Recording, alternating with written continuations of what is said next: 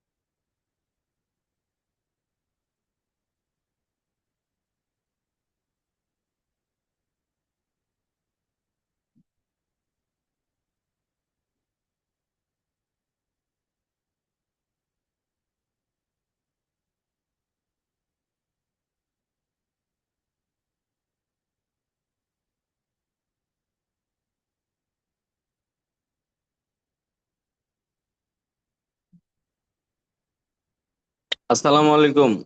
আলমগীর ভাই, হ্যাং হয়ে আছে, আমরা কিছু দেখতে পাচ্ছি না।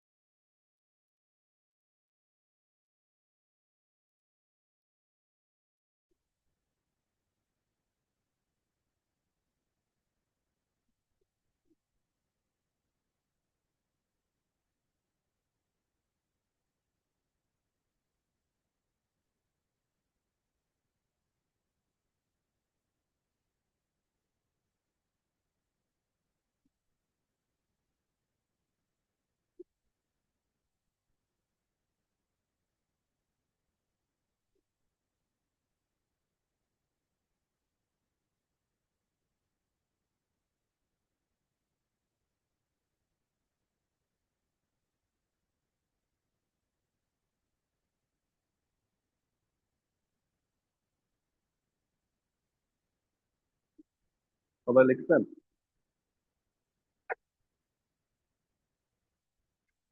তার বড় খাতা বানাতে হবে।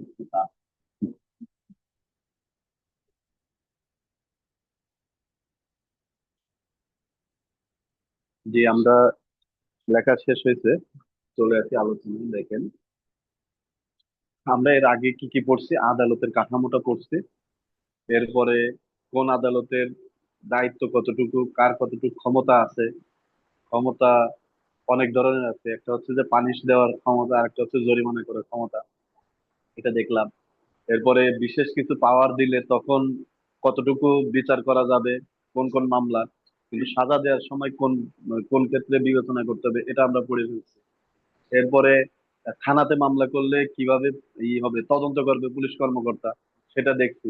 এরপরে কোর্টে মামলা করার পরে ম্যাজিস্ট্রেটের করণীয় কি, কি কি পদক্ষেপ তিনি নিতে পারেন, তিনি কি আদেশ দিতে পারেন, এগুলা দেখছি।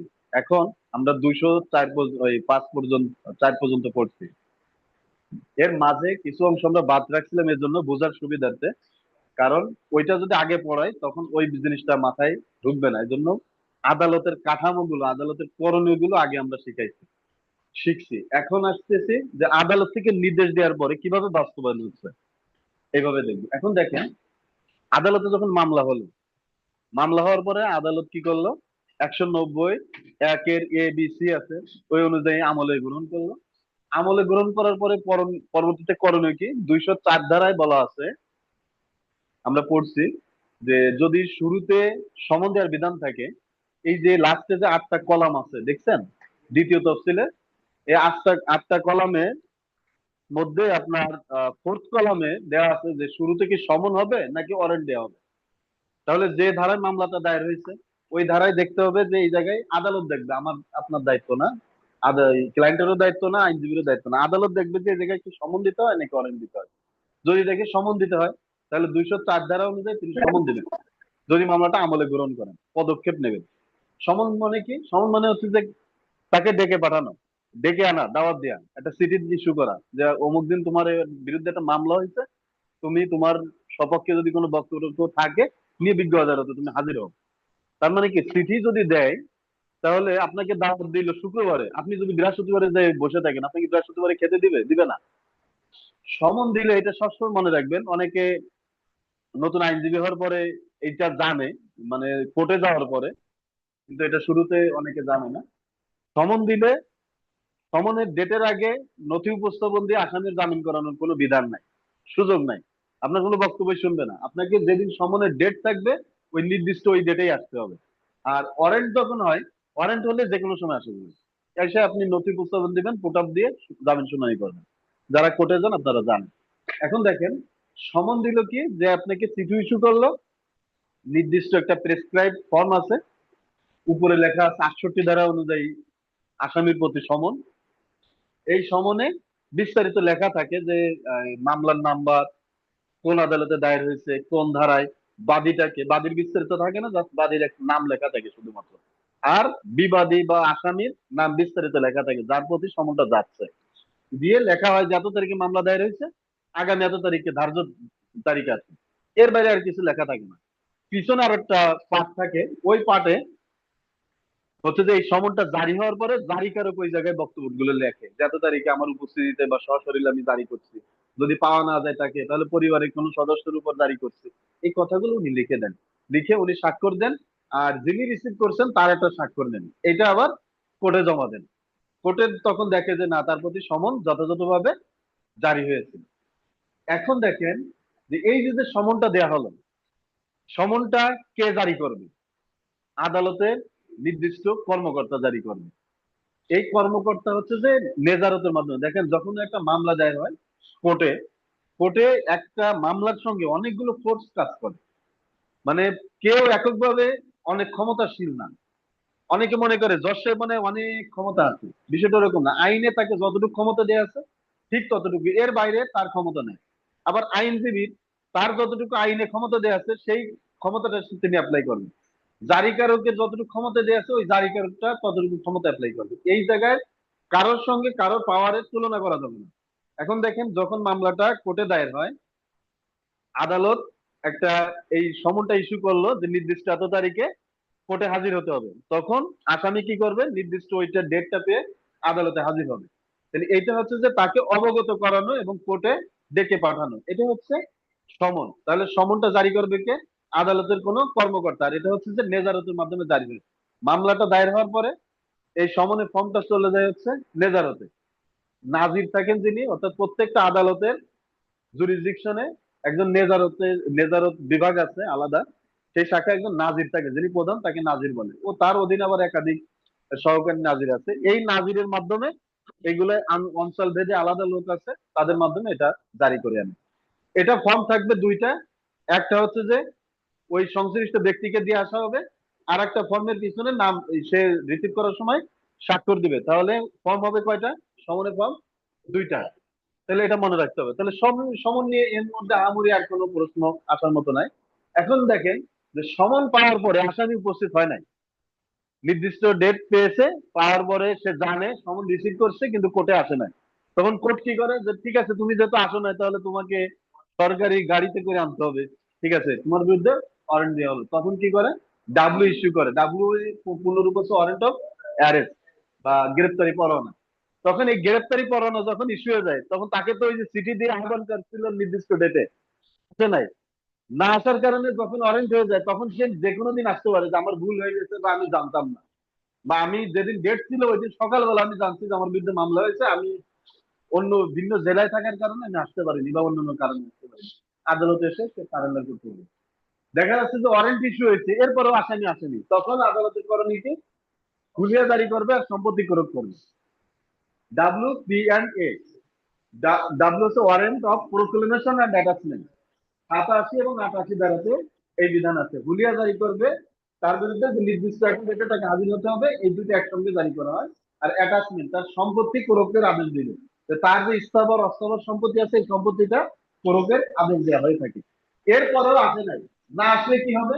তখন পত্রিকার বিজ্ঞপ্তি দেওয়া হবে। কেন পত্রিকার বিজ্ঞপ্তি দেওয়া হবে? কারণ 339 বিধানাতে বলা আছে যে ট্রায়াল ইন অ্যাবসেন্সিয়া, আসামির অনুপস্থিতিতে বিচার।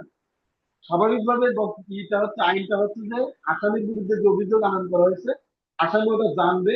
তার যদি ডিফেন্সে কিছু থাকে, সে সেটা বক্তব্য দিবে, সে জেরা করবে বা আনুষঙ্গিক পদক্ষেপ গ্রহণ করবে।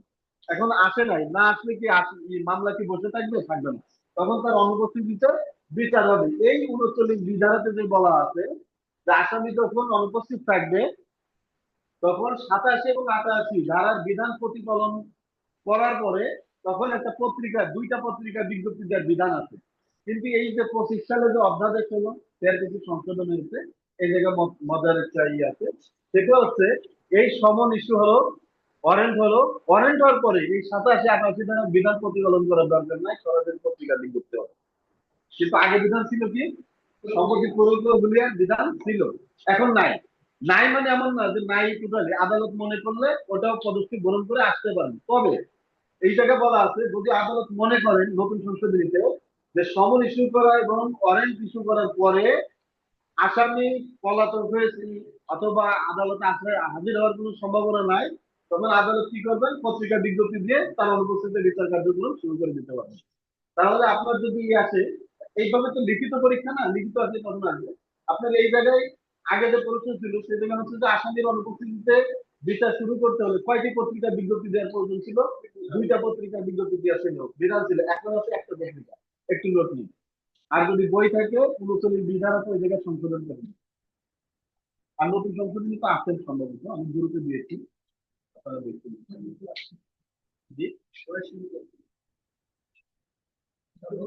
কোথায়? না না, ছেচল্লিশ না। কোনটা বলুন? ওটা 35।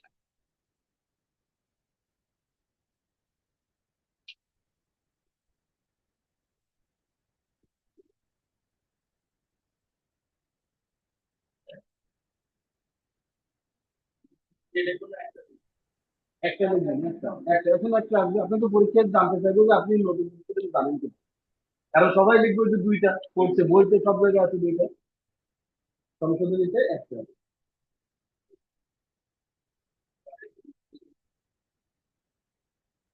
339 দিন, এই যে ব্র্যাকেটে লিখে দিয়েছি।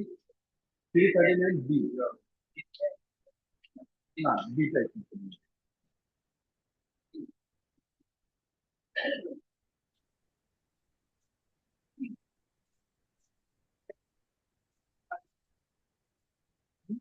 না তারিখ দেখুন, তারিখ না। তবে সংশোধন হচ্ছে এটা আসে না পরীক্ষা, কিন্তু এটা বিধানটা জানেন কিনা এটা আর কি। বাস্তবে। এই যে, এদের লেখা আছে এই সংশোধনীতে দেখেন, দা উত্তর কোডের সেকশন 339 বি এর সাবসেকশন 1 এর পরিবর্তে নিম্নরূপ সাবসেকশন 1 প্রতিস্থাপিত হবে। Notwithstanding anything contained in section 87 and section 88, where the court has reason to believe that an accused person has absconded or is concealing himself so that he cannot be arrested and produced for trial, and there is no immediate prospect of arresting him. The court, taking cognizance of an complaint of trial by order published in all national daily Bangla newspaper. এই জায়গায় একটা জাতীয় দৈনিক বাংলা পত্রিকায় দেওয়ার বিধান আছে। তাহলে এটাই আপনার এত কিছু তো পড়ে দেওয়ার জন্য এই জায়গায় একটা পত্রিকার কথাটা লিখে রাখবেন। এই জায়গা থেকে পরীক্ষায় এবছর অবশ্যই প্রশ্ন আসবে। সেটা হচ্ছে 339 বি ধারায় কয়টি পত্রিকা দেওয়ার বিধান আছে? একটি জাতীয় পত্রিকা দেওয়ার বিধান আছে, জাতীয় বাংলা পত্রিকা।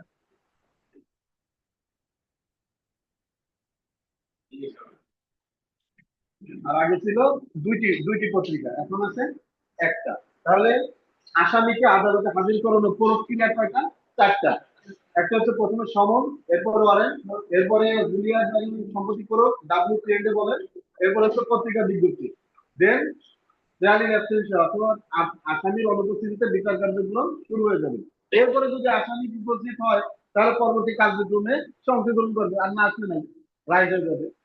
তখন সে হবে আপিল টাপিল করবে, অন্য কিছু করবে। হ্যাঁ,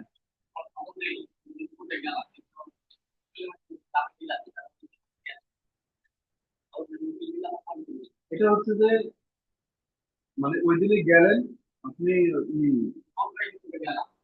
কোর্টে যাওয়ার পরে আপনি এমনিতে বসে থাকবেন, কোর্টে যে কোনো পদক্ষেপ করলেন না, না আপনি কি গ্রেপ্তার করবেন?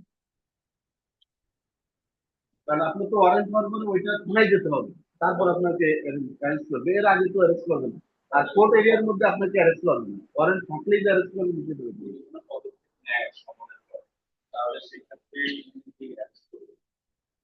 মানে পদক্ষেপটাই তো হচ্ছে যে সমন দিচ্ছে। হ্যাঁ, এখন জামিন হবে কিনা নাকি এটা মামলার অবস্থা নেই। যদি মামলাটা গ্রিভিয়াস অফেন্সের হয়, যেগুলো জামিন দেওয়ার কোনো সুযোগ নাই, তাহলে আপনাকে জামিন নাও দিতে পারে। না, এটা তো মামলার ধারা অনুযায়ী বোঝা যাবে যে অভিযোগটা কি গুরুতর। দেখা যাচ্ছে আপনার বিরুদ্ধে মার্ডারের অভিযোগ, আপনি গেছেন সারেন্ডার দিতে, আপনাকে কি জামিন দিয়ে দিবে? এটা আপনিও বুঝবেন, কোর্টও বুঝবে, আইনজীবীও বুঝবে যে আপনি সারেন্ডার দিলে নিশ্চিত ভিতরে ঢুকাবে।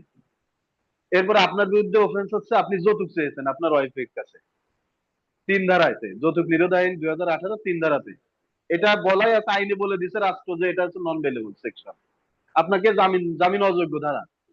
তাহলে এই জায়গায় আবার বলা আছে যে আপোষযোগ্য কম্পাউন্ডেবল। এখন আপনি যদি আপোষ চান যে না, ঠিক আছে স্যার আমাদের একটু ভুল বোঝাবুঝি হয়েছে, আমরা একটু আপোষ করতে চাচ্ছি, আমাদের ধার্য তারিখ পর্যন্ত জামিন নেন, তাহলে জামিন দিয়ে দিতে পারে আদালত ধার্য তারিখ পর্যন্ত।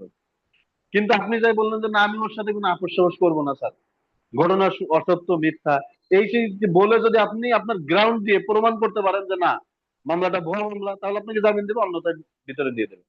আর বাদী পক্ষ যদি স্ট্রং হয় আপনাকে ভিতরে অবশ্যই দিবে। এগুলো হচ্ছে যে মামলার অবস্থা ভেদে ব্যবস্থা নিতে হবে। এরপরে আসেন ডকুমেন্টস, আদালতে হাজির করানোর প্রক্রিয়া। 94 ধারাতে সমন দিবে যে ডকুমেন্টস হাজির করতে হবে, কারণ নির্দিষ্ট ব্যক্তির দখলে আছে, আদালত তখন তার প্রতি সমন দিতে পারে যে আপনার কাছে একটা ডকুমেন্টস আছে, এই ডকুমেন্টটা বিজ্ঞ আদালতে হাজির করেন। আর এই জায়গার বিধান হচ্ছে যে ওই ব্যক্তিকে আসা লাগবে না, এই জায়গায় সংশ্লিষ্ট ব্যক্তিকে অবশ্যই আসতে হবে, অন্য কেউ আসলে হবে না। কিন্তু এই যে ডকুমেন্টস হাজির এই ক্ষেত্রে যদি তার আইনজীবীর পক্ষ থেকে সে না এসে আইনজীবীর মাধ্যমে বিজ্ঞ আদালতে সাবমিট করে, তাহলে ধরে নেওয়া হবে যে সে আদালতে উপস্থিত হয়েছে, এই জায়গায় তাকে ব্যক্তিগতভাবে হাজির হওয়ার কোনো বিধান নাই। অরেঞ্জ, এরপরে যদি দেখা যাচ্ছে যে ওইটা হাজির করতেছে না, তখন তার বিরুদ্ধে আদালত ওয়ারেন্ট দিবে, যে ওয়ারেন্ট বলে পুলিশ যেয়ে নিয়ে আসবে, এরপর দেখা যাচ্ছে যে কোনো একটা ডকুমেন্টস আছে যেগুলো জাল জালিয়াতি করা, বা দেখা যাচ্ছে যে টাকা আহ, করার, জাল জালিয়াতি করার বিভিন্ন মেশিন আছে, মেশিনারি সরঞ্জামাদি আছে, অথবা কোনো জায়গায় জাল দলিল পত্র তৈরি করা হচ্ছে। তারপরে সরকারি যে স্ট্যাম্প আছে, এই যে আপনারা কোর্ট ফি দেন, কোর্টে দেখবেন এইগুলাও অনেক জায়গায় ছাপানো হয় নকল। এরপরে স্ট্যাম্প ছাপানো হতে পারে। এইগুলা যদি কোনো তথ্য থাকে যে ওই অঞ্চলে এই জিনিসগুলো ছাপা হচ্ছে, অথবা ওইটা সরঞ্জামাদি আছে, অথবা এই জিনিসগুলো কোনো একটা ব্যক্তির নিকট আছে, অথবা কিছু জাল টাকা পয়সা ছাপানো হয়েছে, সেইগুলো বিভিন্ন নোটের মাধ্যমে বিভিন্ন সময় দু একটা করে বাজারে ছেড়ে দেয়। এরকম কোনো তথ্য যদি থাকে, তখন নির্বাহী ম্যাজিস্ট্রেটরা, এটা সার্চ ওয়ারেন্টটা করে হচ্ছে নির্বাহী ম্যাজিস্ট্রেট, একটু লিখে রাখবেন, 98 ধারায় সার্চ ওয়ারেন্ট করেন নির্বাহী ম্যাজিস্ট্রেট। নির্বাহী ম্যাজিস্ট্রেটরা তখন সার্চ ওয়ারেন্ট করেন 98 ধারাতে।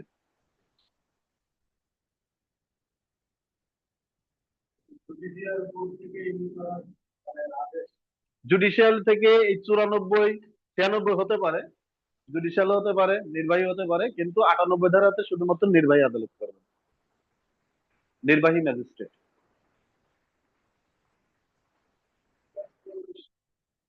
এরপরে আসেন ব্যক্তিকে উদ্ধার। ব্যক্তিকে উদ্ধারে দুইটা জায়গায় সিআরপিসি তে ব্যক্তি উদ্ধারের কথা বলা আছে। একটা হচ্ছে 100 ধারায় নির্বাহী আদালতে পিটিশন দাখিল করার মাধ্যমে, আর একটা 491 ধারা হাইকোর্ট বিভাগে হ্যাভিয়াস কর্পাস রিট ইস্যু করার মাধ্যমে বা রিট দায়ের করার মাধ্যমে। এই দুইটা বিষয়। 100 ধারার বিধান হচ্ছে দেখেন, যে কাউকে কাস্টডি দেওয়া না, কেউ কাউকে অবৈধভাবে আটক রাখছে সেই ব্যক্তিকে উদ্ধার করার জন্য। যেমন কেউ এসে দাবি করলো যে আমার ওয়াইফ তার বাবার বাড়ি চলে গেছে, তার বাবা মা তাকে জোরপূর্বক আটক করে রাখছে, তাকে আমার কাছে আসতে দিচ্ছে না, আমার বাসায়। তখন সে কি করবে? নির্বাহী আদালতে 100 ধারায় মামলা করবে তার ওয়াইফকে উদ্ধারের জন্য। বাট এই ওয়াইফকে বাবার কাছে থাকবে, মায়ের কাছে থাকবে, নাকি হাজবেন্ডের কাছে থাকবে, এটা নির্ধারণ করার এখতিয়ার নির্বাহী আদালতের নাই। নির্বাহী আদালত হচ্ছে রংফুলি কনফাইনমেন্ট আছে কিনা।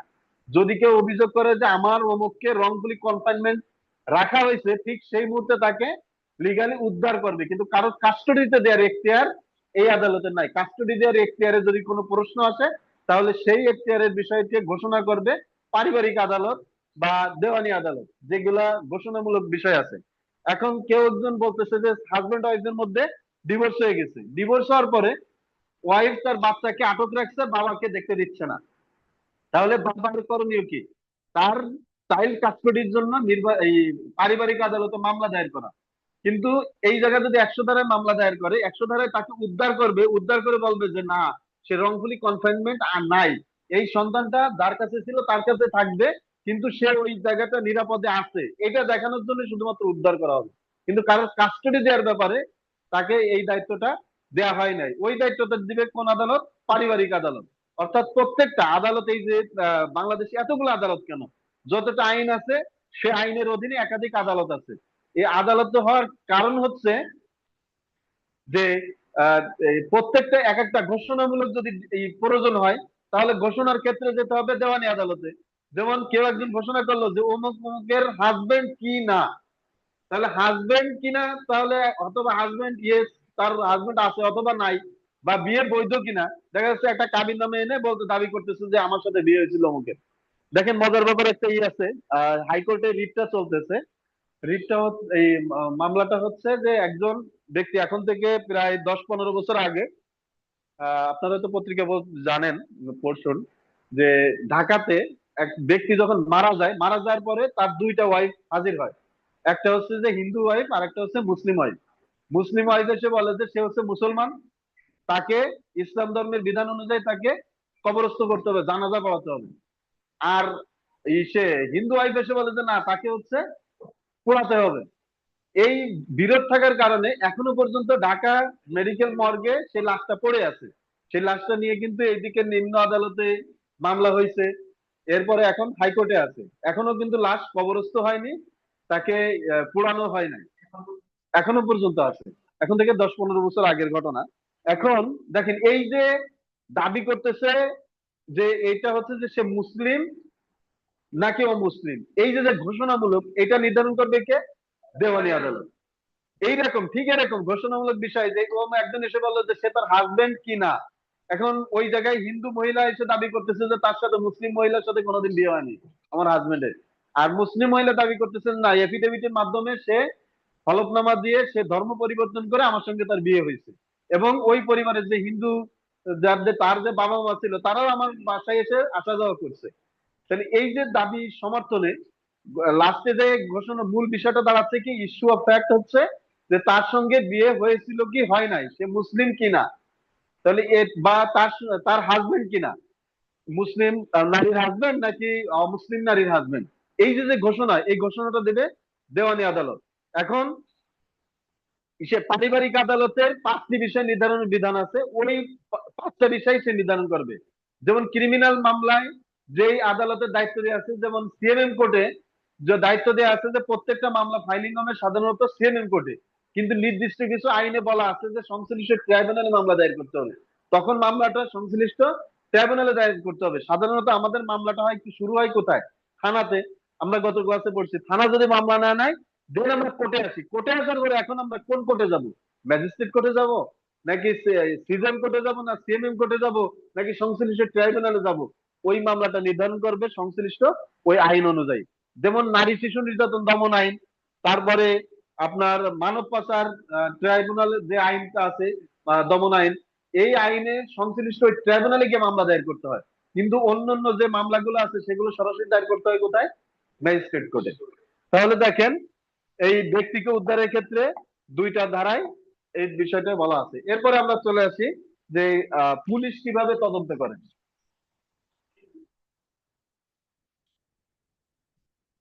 54 ধারায় কয় ধরনের ব্যক্তিকে পুলিশ বিনা পরোয়ানায় গ্রেপ্তার করতে পারে? 11 জন। কেউ একজন বলতে পারবেন? আমরা কিন্তু এটা নিয়ে অনেকদিন আলোচনা করছি।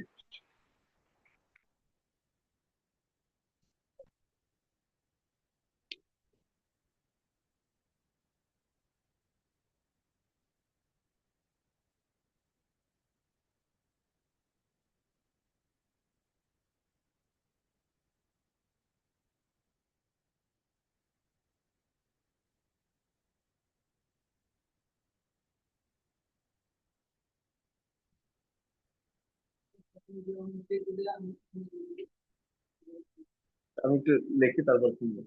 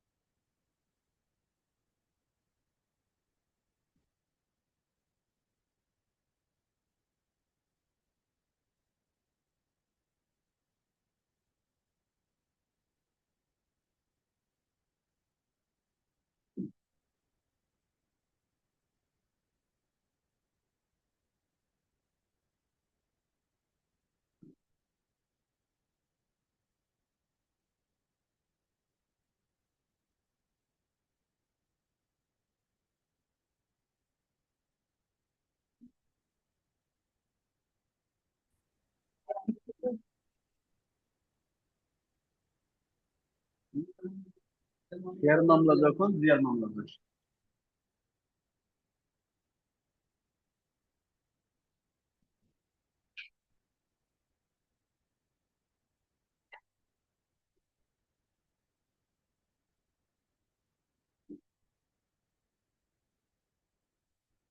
এই সংশ্লিষ্ট ধারাগুলো আমরা এখন বই থেকে দেবো, বই থেকে শিখলে তাহলে প্র্যাকটিক্যালে আরো ভালো জানবো এবং কি কি প্রশ্ন আছে আমি সেগুলো দেবো এই জায়গা থেকে। দেখেন এখানে কিন্তু পুলিশের তদন্ত করার যেগুলো ক্ষমতা দেওয়া আছে সেই জায়গাগুলো এই 5টা জায়গা আছে। আর এর বাইরে আমরা এই পরবর্তী ধাপে পড়বো পুলিশ কিভাবে তদন্ত করবে, কোন কোন প্রক্রিয়ায়, মানে তার ধাপগুলো কি কি, কি কিভাবে সে তদন্ত কাজ শুরু করবে। তাহলে দেখেন শুরুতে কি দেওয়া আছে, আমলযোগ্য অপরাধের ক্ষেত্রে 156 এক ধারা। দেখেন 156 এক ধারা কিন্তু বলেন, যাদের কাছে বই আছে দেখেন কি লেখা আছে। এই জায়গা থেকে রিটেনের প্রশ্ন আসছিল ইতিপূর্বে 2বার মনে হয় আসছে, 2টা করে আমলযোগ্য মামলা। হ্যাঁ কি বলছে দেখেন, থানায় যে কোনো যে কোনো ভারপ্রাপ্ত অফিসার ম্যাজিস্ট্রেটের আদেশ নাই যে কোনো যে কোনো আমলযোগ্য ঘটনা সম্পর্কে তদন্ত করতে পারবেন, যেটা ওই থানার সীমানার মধ্যে। না না ওটা তো আবার 2টা চলে গেল, 1 নম্বর সে। তাহলে 1 নম্বরে কি বলতেছে, অফিসার ইনচার্জ অর্থাৎ ওসি, ওসি কি করতে পারবে, ম্যাজিস্ট্রেটের আদেশ ছাড়াই আমলযোগ্য অপরাধের ঘটনার তদন্ত করতে পারবে, এটাই বলা আছে। তাহলে তাকে ক্ষমতা দেওয়া আছে, তাকে কি ম্যাজিস্ট্রেটের অনুমতি নেওয়ার দরকার আছে? নাই। এই কারণেই দেখবেন কোন একটা ঘটনা যদি ঘটে, ঘটার সঙ্গে সঙ্গে মামলা দায়ের হওয়ার সঙ্গে সঙ্গে ওই ঘটনা সম্পর্কে তদন্তে নেমে যাচ্ছে। এই জায়গায় ম্যাজিস্ট্রেটের কাছে আসবে, মামলা নিয়ে অনুমতি নেবে, এই প্রয়োজন হয় না আমলযোগ্য অপরাধের ক্ষেত্রে। সঙ্গে সঙ্গে ঘটনাস্থলে যেতে পারবে, ঘটনার সংশ্লিষ্ট আলামত গুলো জব্দ করতে পারবে। যেমন কেউ একজন হত্যাকাণ্ড ঘটছে কোন একটা এলাকায়, তাহলে এখন যদি ম্যাজিস্ট্রেটের অনুমতি নেওয়ার প্রয়োজন হয়, ম্যাজিস্ট্রেটের কাছে যাবে, ম্যাজিস্ট্রেট অনুমতি দেবে, ঠিক আছে এই ঘটনাস্থলে যে তদন্ত করবে, তাহলে ওই আলামত কি আর উদ্ধার করা সম্ভব? সম্ভব না। এই কারণে আমলযোগ্য অপরাধের ক্ষেত্রে পুলিশ ঘটনাস্থলে যাবে, ঘটনাস্থলে যারা সাক্ষীরা আছে তাদের তালিকা করবে, তাদের জবানবন্দি নেবে। এরপরে ওই সংশ্লিষ্ট যদি কোনো আলামত উদ্ধার হয়, যেমন আপনার এভিডেন্স একটা পড়ছেন না 27-এ, যদি উদ্ধার হয় কোনো কিছু পুলিশের থেকে, পুলিশের সাক্ষ্য 25-এ বলা হচ্ছে পুলিশের কি বলে যে পুলিশের কাছে স্বীকারোক্তি এটি গ্রহণযোগ্য হবে না, কিন্তু কোন একটা ওই স্বীকারোক্তির ভিত্তিতে কোনো একটা আলামত যদি জব্দ হয় তখন ওইটা 164-এর মতো কাজে দিবে, যে যতটুকু আলামত জব্দ হবে। দেখা যাচ্ছে কোনো একটা আপনাকে বললো যে আমি খুন করছি, এই কথাটা যদি ম্যাজিস্ট্রেট ইসের সামনে বলা হয় পুলিশের কাছে, এটা কোনো মূল্য নাই। কিন্তু পুলিশের কাছে বলছে যে আমি খুন করছি, খুন করছি ওই অস্ত্র দিয়ে, সেই অস্ত্রটা অমুক জায়গায় পুকুর পাড়ে রেখে দিয়েছি, বা ওই আমার ঘরের পিছনে আমি গোপনে রেখে দিয়েছি, এবং পুলিশ দিয়ে ওকে নিয়ে যেয়ে ওই অস্ত্রটা উদ্ধার করছে, তাহলে এই অস্ত্রটা এই সাক্ষ্যটা গ্রহণযোগ্য হবে। এখন দেখেন যে আমলযোগ্য অপরাধের ক্ষেত্রে তাহলে 156 ম্যাজিস্ট্রেটের অনুমতি নেওয়ার দরকার আছে। তাহলে এই জায়গা থেকে এমসিকিউ প্রশ্নটা কিভাবে হবে, প্রশ্নটা হবে যে আমলযোগ্য অপরাধের ক্ষেত্রে তদন্তের ক্ষেত্রে কার অনুমতি নেওয়ার প্রয়োজন আছে। 1 নম্বরে সংশ্লিষ্ট আদালতের, 2 নম্বরে নির্বাহী ম্যাজিস্ট্রেটের, 3 নম্বরে যে সিএমএম কোর্টের, 4 নম্বরে কারোর অনুমতি দরকার নেই। কোনটা হবে? কারোর অনুমতি দরকার নেই আমলযোগ্য অপরাধের ক্ষেত্রে, কারোর অনুমতি নেওয়ার দরকার নাই। এরপরে আসি আমলযোগ্য অপরাধের ক্ষেত্রে আদালতের নির্দেশে 156-3 আমরা গত ক্লাসে পড়ছিলাম মনে আছে, যে মামলা হয় কি কিভাবে। আদালত যখন কোর্টে আমরা মামলা দায়ের করি তখন 200 ধারায় জবানবন্দি নেয়, এরপরে 202 ধারায়, 201 দরকার নাই, 202, 203 আর হচ্ছে 204 একটা পড়ছিলাম 156-3। দেখেন সরাসরি সে মামলাটা আমলে নেবে, এই জায়গায় মাঝে 190-এর 1-এর এ বি সি এটা আমরা পড়ছিলাম।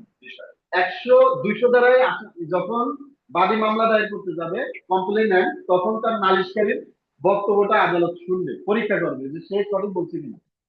বলার পরে সে একটা পদক্ষেপ নিতে পারে, বলার পরে মনে হলো যে না মামলাটা ভুয়া মামলা করতে আসছে, সঙ্গে সঙ্গে থানা খারিজ, 203 ধারায় খারিজ করে দেবে। 203 ধারায় 2টা ভাবে খারিজ হয়, একটা হচ্ছে যে সরকার 200 ধারায় জবানবন্দি নেওয়ার পরে সঙ্গে সঙ্গে ওই দিনে, আরেকটা হচ্ছে 202 ধারায় রিপোর্ট করার পর। যাই হোক আমরা পরে আছি। আদালতের কাছে মনে হলো যে না পর্যাপ্ত উপাদান সাফিসিয়েন্ট গ্রাউন্ড আছে, অগ্রসর হওয়ার মতো, তখন কি করবে 190 এর এ অনুযায়ী, এতে নালিশ দেওয়ার মামলা, বি তে দেওয়ার মামলা, আর এটা হচ্ছে অন্যান্য, যেমন সন্দেহের ভিত্তিতে অথবা তার নিজস্ব কোনো অন্য মাধ্যমে সে তথ্য পেয়েছে, পুলিশ রিপোর্ট দেয়নি বা কেউ নিজস্ব ব্যক্তি নালিশ করে নাই, সংশ্লিষ্ট ব্যক্তি অন্য কোনো মাধ্যমে তথ্য পেয়েছে তখন, বা তার উপস্থিতিতে কোনো ঘটনা ঘটছে, তখন তিনি 190 এর সি অনুযায়ী নেবেন। আমলে নিলেন, আমলে নেওয়ার পরে 204 ধারা অনুযায়ী তিনি ওই যে আমরা বললাম যে সমন দেওয়ার বিষয়টা, সমন দিবেন, মানে আমলে নেওয়ার পরে সমন দিয়ে দিবেন, বা ওয়ারেন্ট দেওয়ার বিধান থাকলে ওয়ারেন্ট দিবেন, বা ওয়ারেন্টের বিধান আছে কিন্তু তিনি মনে করলে সমন দিতে পারবেন। আরেকটা কি করতে পারেন, আদালতের কাছে মনে হচ্ছে যে ঘটনার সত্যতা আছে কিনা এটা যাচাই করে দেখতে, কারণ তার কাছে মনে হচ্ছে যে ঘটনার সত্যতা থাকতেও পারে নাও থাকতে পারে, ইনস্ট্যান্ট তিনি আমলও নিতে পারতেছেন না, আবার খারিজও করে দিতে পারতেছেন না, তাহলে কি করেন তখন, পুলিশকে অথবা আদালতকে তদন্তের নির্দেশ দেন বা অনুসন্ধানের নির্দেশ দেন। এখন হচ্ছে অনুসন্ধানটা কি করে, অনুসন্ধান করে ম্যাজিস্ট্রেট অথবা আদালত, এটা মনে রাখতে হবে। আর তদন্ত করে পুলিশ বা তদন্তকারী সংস্থা, অথবা আপনাকে যদি, আপনি প্রাইভেট পারসন, আপনাকে যদি দায়িত্ব দেওয়া হয় তাহলে আপনিও তদন্ত করতে পারবেন, এদিকে নির্ধারিত নাই যে ব্যক্তিকে পুলিশকেই করতে হবে এমন না। এখন দেখেন, এই আদালত কি করলো, 202 ধারায় তদন্ত অথবা অনুসন্ধানের জন্য দিয়ে দিলেন। এখন অনুসন্ধানে এই জায়গা থেকে প্রশ্ন আসতে পারে, সেটা হচ্ছে অনুসন্ধানে কে নির্দেশ দিতে পারবেন না, অথবা কে নির্দেশ দিতে পারবেন, যেমন second class, first class, second class, third class magistrate থাকে। এখন first class magistrate, second class অথবা থার্ড ক্লাস ম্যাজিস্ট্রেট অনুসন্ধানে নির্দেশ দিতে পারেন, সেকেন্ড ক্লাস ম্যাজিস্ট্রেট এবং থার্ড ক্লাসকে নির্দেশ দিতে পারেন, কিন্তু থার্ড ক্লাস ম্যাজিস্ট্রেট তার নিতে তার কেউ নাই, সে নির্দেশ দিতে পারবে না। এখন মেট্রোপলিটন এরিয়ার মধ্যে chief metropolitan magistrate, additional chief metropolitan magistrate আর মেট্রোপলিটন ম্যাজিস্ট্রেট, যার ফার্স্ট ক্লাস ম্যাজিস্ট্রেট থাকে, এদিকে সেকেন্ড ক্লাসও থাকেন না, থার্ড ক্লাসও থাকেন না। এখন যদি প্রশ্ন আপনার আসে এভাবে অপশনে, যে মেট্রোপলিটন এরিয়ার মধ্যে কে ইনকোয়ারি নির্দেশ দিতে পারেন না, এখন দেখা যাচ্ছে যে সিএমএম কোড, সিএমএম কোড অবশ্যই পারে, অ্যাডিশনাল সিএমএম সেও পারে। এখন মেট্রোপলিটন ম্যাজিস্ট্রেট তিনি পারেন না, অথবা দেখে দিয়ে দিচ্ছে কোনোটি নয়, অথবা উপরে সব কয়টি, এ ধরনের প্রশ্ন হবে, তাহলে এমএম এর নিচে আর কেউ নাই, সুতরাং তিনি পারেন না। এখন দেখেন, আদালতকে নির্দেশ দিল যে তদন্ত করে এসে রিপোর্ট দিবে, এই রিপোর্টের ভিত্তিতে যে রিপোর্ট যদি সত্যতা পাওয়া যায় তাহলে অগ্রসর হবে 190 এর এ অনুযায়ী, আমলে নিয়ে 204 ধারায় সমন দিবে।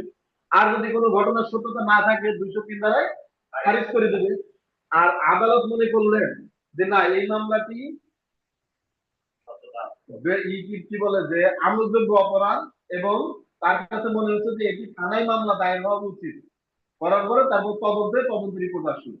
ধরেন একটা মামলায় কেউ এসে অভিযোগ করলো যে আমার এলাকায় একটা হত্যাকাণ্ড ঘটছে, কিন্তু পুলিশ মামলা দিচ্ছে না রাজনৈতিক প্রভাবের কারণে বা অন্য কোনো কারণে, মামলা নিচ্ছে না, আমি কোর্টে আসছি, তখন আদালত কি হত্যা মামলায় আদালতের মামলা সরাসরি কিন্তু আমলে নিয়ে নেয়, নেওয়া সম্ভব?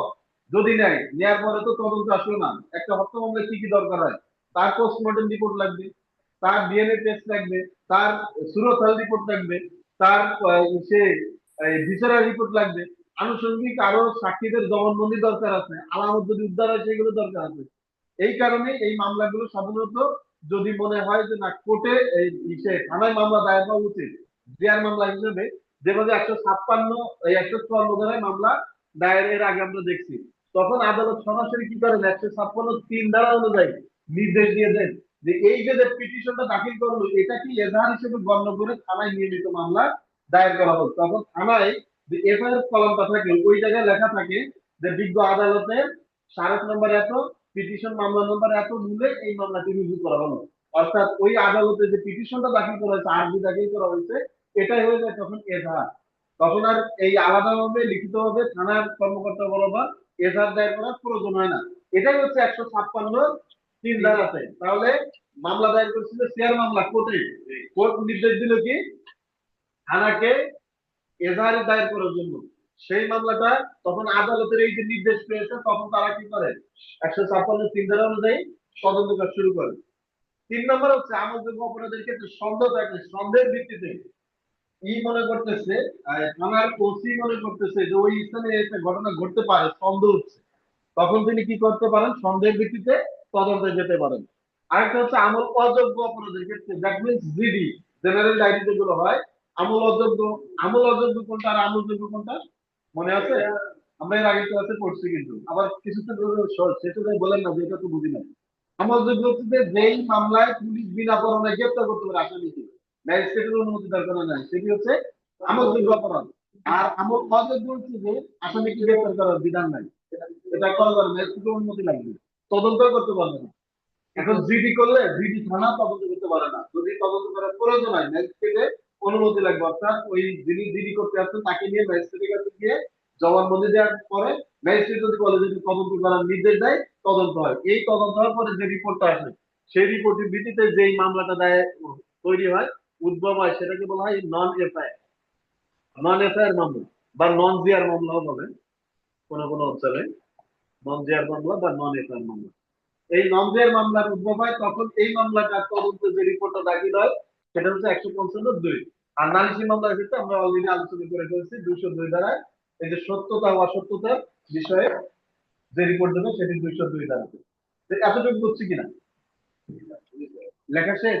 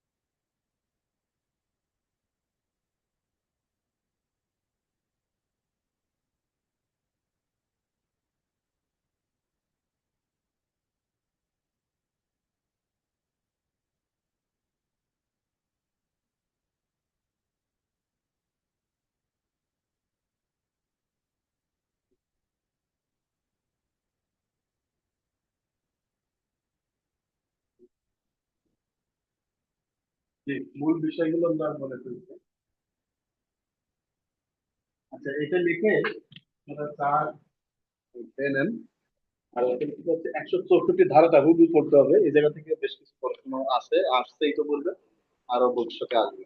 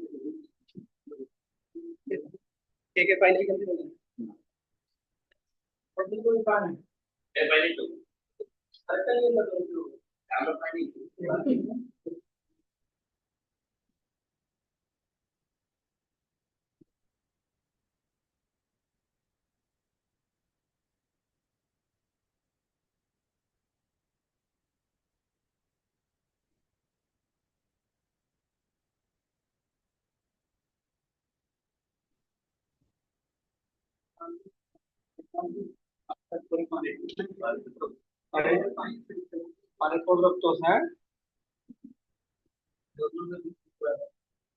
আপনারা যারা খুলতেছেন আপনারা তাহলে এখন খাবেন কেমনে, খাওয়া দেখেন। হুম হুম জি দেবেন না।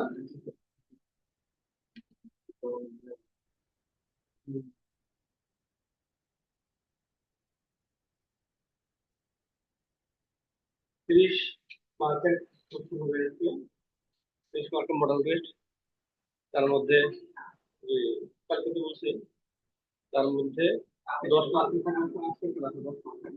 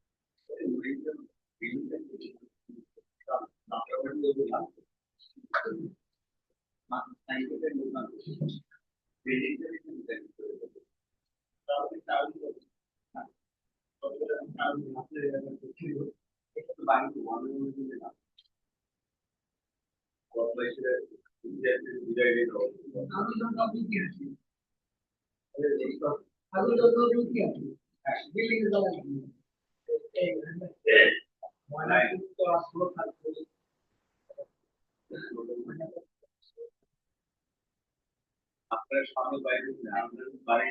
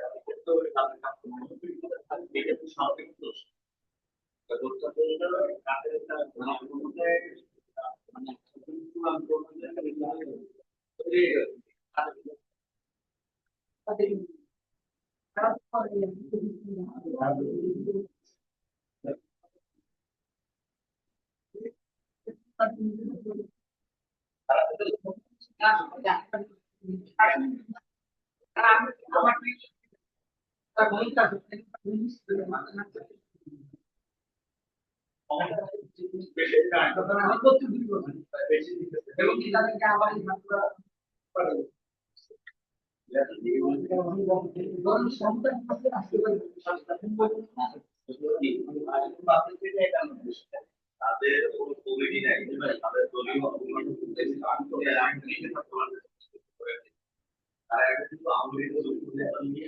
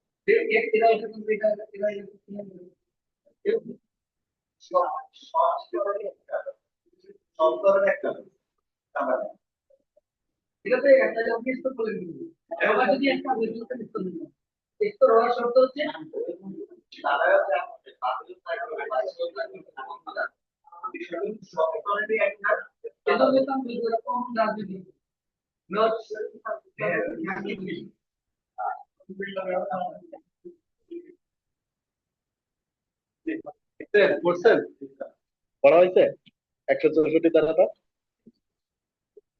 দেখেন তদন্ত প্রক্রিয়ায় কি করে, সমন সমন শুধুমাত্র আদালত যেটা এমন না, থানার সরি ইনভেস্টিগেটিং অফিসার বা তদন্তকারী কর্মকর্তা, সেও ওই যে ঘটনা দিয়ে তদন্ত করতেছে ঘটনার সঙ্গে তারা সংশ্লিষ্ট আছে, অথবা যারা ঘটনা সম্পর্কে জানে বা বেশি জানে তাদেরকে সমন করে। সে সমন করার বিধানটা কোথায় আছে? 164 ধারা, এই সরি 160 ধারা। এরপরে এই যে সমন পাওয়ার পরে যারা আসবে তাদেরকে বক্তব্যগুলো শুনবে, শোনার পরে তিনি কি করবেন? রেকর্ড করবেন। কিন্তু সেই জায়গায় যিনি এই যে সাক্ষী দিতে আসছে তার কোনো স্বাক্ষর নেওয়া যাবে না। এই জায়গায় কিন্তু পরীক্ষা আসতে মনে হয় একটা প্রশ্ন যে স্বাক্ষর থাকবে কিনা। এটা 161 দ্বারা সাক্ষীদের জবানবন্দি রেকর্ডের সময় কি থাকবে না, স্বাক্ষর থাকবে না, সাক্ষীর স্বাক্ষর থাকবে না। এরপরে 164 ধারায় যদি কেউ জবানবন্দি দিতেছে, 164 ধারায় দুইটা বিষয় আছে। একটা হচ্ছে স্টেটমেন্ট রেকর্ড করার বিষয়, আর একটা হচ্ছে কনফেশনাল স্টেটমেন্ট। একটা হচ্ছে যে স্বাভাবিকভাবে যে জবানবন্দি, আপনারা যারা কোর্টে যান নিয়মিত জানেন, এই যে 22 ধারায় জবানবন্দি নেয়, দেখছেন কখনো 22 ধারায় জবানবন্দি নিতে? 22 ধারায় জবানবন্দি যে নারী শিশু যে মামলা নির্যাতন আইনের যে মামলাগুলো হয়, ভিকটিম যারা থাকে তারা যে জবানবন্দিটা দেয়, কি কি ঘটছিল এই ব্যাপারে তারা একটা বক্তব্য দেয় ম্যাজিস্ট্রেটের কাছে। হ্যাঁ, এইরকম জবানবন্দি নেওয়ার বিধান আছে। শুধুমাত্র যে আসামি বলবে 164 ধারাতে দুইটা বিষয় আছে, এই জন্য বললাম যে সেকশনটা একটু পড়েন। এটা আমরা পড়লে মনে হয় যে 364 ধারা অনুযায়ী রেকর্ড করতে হবে, এটা সম্পূর্ণ কনভেনশনাল স্টেটমেন্টের কথা বলা। কিন্তু এই জায়গায় দুইটা বিষয় একটু পড়েন তো, যে কেউ একজন যদি পড়ে সে বলবে। হ্যাঁ, জোরে জোরে বলতে হবে। বিবৃত স্বীকারোক্তি ধরনের যে কোনো মেট্রোপলিটন ম্যাজিস্ট্রেট, প্রথম শ্রেণীর ম্যাজিস্ট্রেট, পুলিশ অফিসার নন, এবং সরকার কর্তৃক বিশেষ ভাবে ক্ষমতাপ্রাপ্ত ম্যাজিস্ট্রেট এই অধ্যায়ে যা বর্তমান বাংলাদেশ অন্য কোনো আইনের অধীন তদন্ত চলাকালীন অথবা অনুসন্ধান বা বিচার আরম্ভ হওয়ার পূর্বে যে কোনো সময় তার। হ্যাঁ, গুরুত্বপূর্ণ। দেখেন এটা কি কি বলতেছে, শুরুতে বলা হচ্ছে কে কে রেকর্ড করতে পারবে?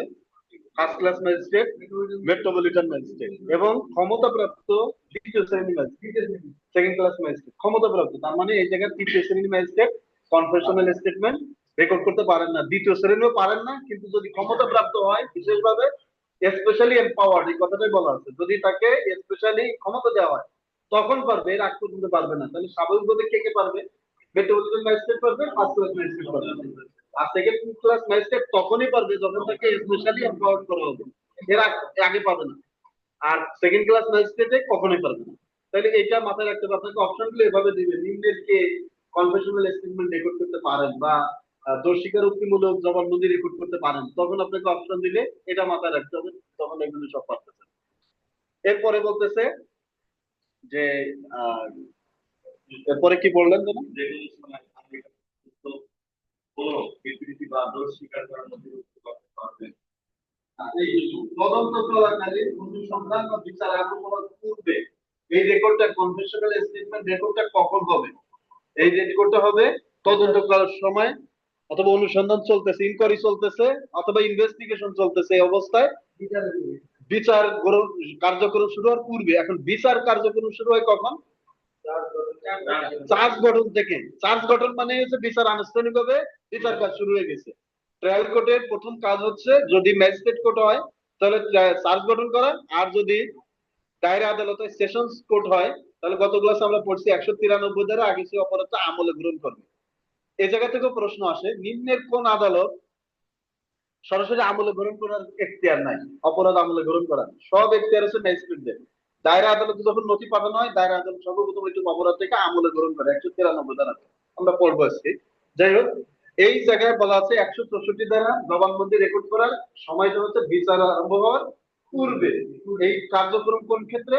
অনুসন্ধান চলতেছে, ইনকোয়ারি চলতেছে, অথবা ইনভেস্টিগেশন চলতেছে, এই অবস্থায়। নেক্সট, তারপর পড়েন। যে কোনো সময় তার নিকট প্রদত্ত কোনো বিবৃতি বা দোষ স্বীকারের প্রতিনিধিত্ব করতে পারবেন। হ্যাঁ, তাহলে এই জায়গায় বিবৃতিও পারবেন, দোষ স্বীকারোক্তিও পারবেন। দোষ স্বীকারোক্তি দিবে কে? আসামি দিবে। আর বিবৃতি দিবে কে? বাদী পক্ষ। বাদী পক্ষ অথবা বাদী পক্ষের কোনো সাক্ষী। দেখা যাচ্ছে যে এমন একজন সাক্ষী আছে যে এত বিরুদ্ধ হয়ে গেছে, সে শয্যায় সেই আছে, যে কোনো সময় মারা যেতে পারে। এখন এই অবস্থায় এই লোকটা যদি জবানবন্দি এখনই রেকর্ড করা না হয়, তাহলে পরবর্তীতে এটা এই মামলার ক্ষেত্রে ব্যবহার করা যাবে না। তখন করণীয় হচ্ছে যে আদালতে গিয়ে অনুমতি নেওয়া, অনসিক্সটি বোর্ড রেকর্ড করা, যে সে একটা বিবৃতি দিতে চায় এবং এটাই অ্যাকুরেট। এই জায়গায় পরবর্তীতে এই অনসিক্সটি বোর্ডটা প্রমাণ করার জন্য শুধুমাত্র দরকার হয় যে এই ব্যক্তি ম্যাজিস্ট্রেটের কাছে আসছিল কিনা, ম্যাজিস্ট্রেট তার জবানবন্দি রেকর্ড করছে কিনা, ওই জবানবন্দিতে যে ম্যাজিস্ট্রেটের স্বাক্ষর আছে এটা ম্যাজিস্ট্রেটের স্বাক্ষর কিনা। এতটুকু প্রমাণ হয়ে গেলে ওর বক্তব্য যা আছে, ওই যে 32 ধারা অনুযায়ী, এভিডেন্স অ্যাক্টের মনে আছে, ওই 32 ধারা এবং 33 ধারা অনুযায়ী, হ্যাঁ, ডাইং ডিক্লারেশন, ওই অনুযায়ী তখন এটি ব্যবহার করা হবে। এর আগে, এরপরে যদি সে নির্দোষ হয়ে যায় অথবা তার স্মৃত শক্তি লোপ হয়ে যায়, অনেক সময় কিন্তু বয়স বেশি হয়ে গেছে, এখন ওই তালগোল পাকায় ফেলে, কি ঘটনা ঘটছিল মনে রাখতে পারে না, এক এক সময় এক এক রকম বলে। দেখা যাচ্ছে যে অনেক সময় নিজের সন্তানদেরকে নামও জানে না, এরকম হয়ে যায় কিন্তু অনেক সময়। তাহলে এই ব্যক্তিদের এই রেকর্ড গুলো, স্টেটমেন্ট গুলো রেকর্ড করে রাখার বিধান আছে। তাহলে এই জায়গায় শুধুমাত্র আসামির বক্তব্য রেকর্ড করবে এমন না, বাদী পক্ষের অন্য ব্যক্তিদের রেকর্ড করারও বিধান আছে। তবে কনফেশনাল স্টেটমেন্ট রেকর্ড করার কিছু এই জায়গায় নিয়ম কানুন বলে দেওয়া আছে, বাকিগুলোর নিয়ম বলা নাই। তারপরে পড়ো 3 নম্বর।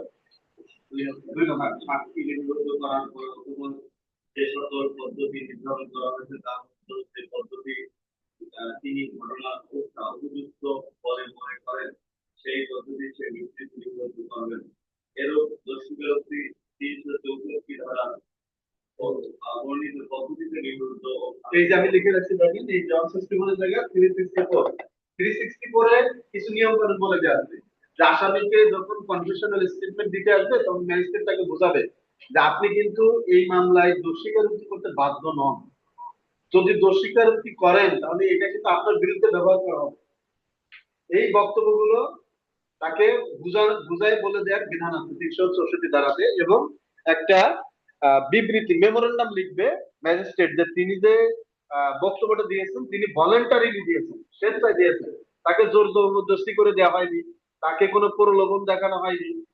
এই কারণে এই 364 দ্বারা এই বিধানটা বলা আছে। এরপরে পড়েন। অথবা যে ম্যাজিস্ট্রেট ঘটনা সম্পর্কে অনুসন্ধান না করে না অনুসন্ধান বা বিচার করবেন, এরূপ বিভিন্ন বিবৃতি ও স্বীকারোক্তি তার নিকট গ্রহণ করবেন। এইগুলো হচ্ছে যে স্টেটমেন্ট বলে, যখন যে বিচার করবে তার কাছে স্টেটমেন্টটা ওই নথির সাথে প্রেরণ করতে হবে, এটাই বলছে। তারপরে 3 নম্বর, স্বীকারোক্তি নির্মূল করার পূর্বে ম্যাজিস্ট্রেট স্বীকারোক্তি বুঝিয়ে দিবেন যে তিনি স্বীকারোক্তি করতে বাধ্য নন। তিনি যদি তা করেন তাহলে তার বিরুদ্ধে সাক্ষ্য হিসাবে ব্যবহৃত হতে পারে। এই স্বীকারোক্তিকে জিজ্ঞাসাবাদ করে তার স্বেচ্ছামূলক ভাবে করা হচ্ছে বলে যুক্তিসঙ্গত ভাবে বিশ্বাস না করা পর্যন্ত কোন ম্যাজিস্ট্রেট স্বীকারোক্তি করবেন না। এবং যখন তিনি কোনো স্বীকারোক্তি করবেন তখন তিনি উক্ত বিধি পাদদেশে একটি স্মারক মন্তব্য লিপিবদ্ধ করবেন। আমি নাম বুঝিয়ে দিয়েছি যে আমি দোষ স্বীকার করতে বাধ্য নন। তিনি দোষ স্বীকার করতে বাধ্য নন। যদি তিনি তা করেন তাহলে দোষ স্বীকারোক্তি তার বিরুদ্ধে সাক্ষ্য ব্যবহৃত হতে পারে। আমি বিশ্বাস করি যে দোষ স্বীকারোক্তি স্বেচ্ছা প্রবৃত্ত ভাবে করা হয়েছে এবং তা আমার উপস্থিতিতে চুক্তি গোচরে করা হয়েছে এবং স্বীকারোক্তিগুলো বা স্বীকারোক্তিকারীকে তা প্রমাণ শোনানো হয়েছে। তিনি সঠিক বলে স্বীকার করেছেন, তিনি সেই বিবৃতি দিয়েছেন, এতে তার পূর্ণাঙ্গ সত্য বিবরণ রয়েছে। এই 364 দ্বারা পড়েন বি মোহাম্মদ ভাই, 364 দ্বারা এই জায়গায় বলছে 364 দ্বারা নিয়ম প্রতিপালন করতে হবে, কি আছে দেখুন।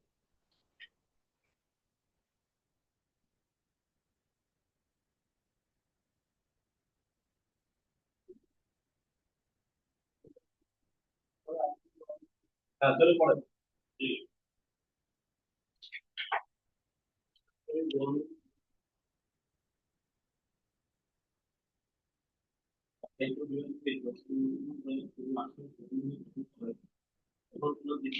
জিজ্ঞাসিত প্রত্যেকটি প্রশ্ন তার প্রত্যেকটি জবাব সমগ্র জবানবন্দি যে ভাষায় তার জবানবন্দি সে ভাষায় অথবা আন্তর্জাতিক ভাষায় এবং উত্তরটি তাকে দেখাতে হবে বা করে শুনতে হবে বা যে ভাষায় তার তার লেখা হয়েছে তা যদি সে না বুঝাতে পারে তাহলে তার বোঝানো ভাষায় তাকে বুঝিয়ে দিতে হবে এবং সে তার জবাব ব্যাখ্যা করতে বা জবাবের নতুন কিছু যোগ করতে পারে। দুই, সে যখন সমুদ্র জবানবন্দি সত্যি চেষ্টা করে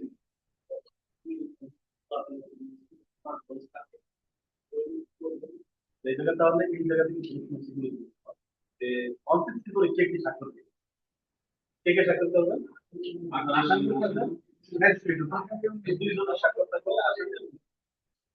এটা এইটাই গুরুত্বপূর্ণ, মানে এই পয়েন্টগুলো যে পরোক্ষ আসে এই সব অনসিক্সটি মানে স্বাক্ষর থাকবে দুইজন, আসামি এবং ম্যাজিস্ট্রেট। আর 161 এ স্বাক্ষর থাকবে কার, শুধুমাত্র জবান রেকর্ড রেকর্ডকারী কর্মকর্তা থাকবে, কিন্তু এটা যে সাক্ষী দিয়ে জবানবন্দি দিচ্ছে তার স্বাক্ষর থাকবে না। এটা একটু একদিনের নিচে নাহলে ভুলে যাবে। সাক্ষী তার করবেন না, কেন করবেন না? নোট নেন, শোনেন, নোট নেন 161 ধারায় শুধুমাত্র জবানবন্দি রেকর্ডকারী কর্মকর্তা স্বাক্ষর করবে, আর 160 করে ম্যাজিস্ট্রেট এবং আসামি দুইজনই স্বাক্ষর করবে। রেকর্ডকারী কর্মকর্তা স্বাক্ষর করবে।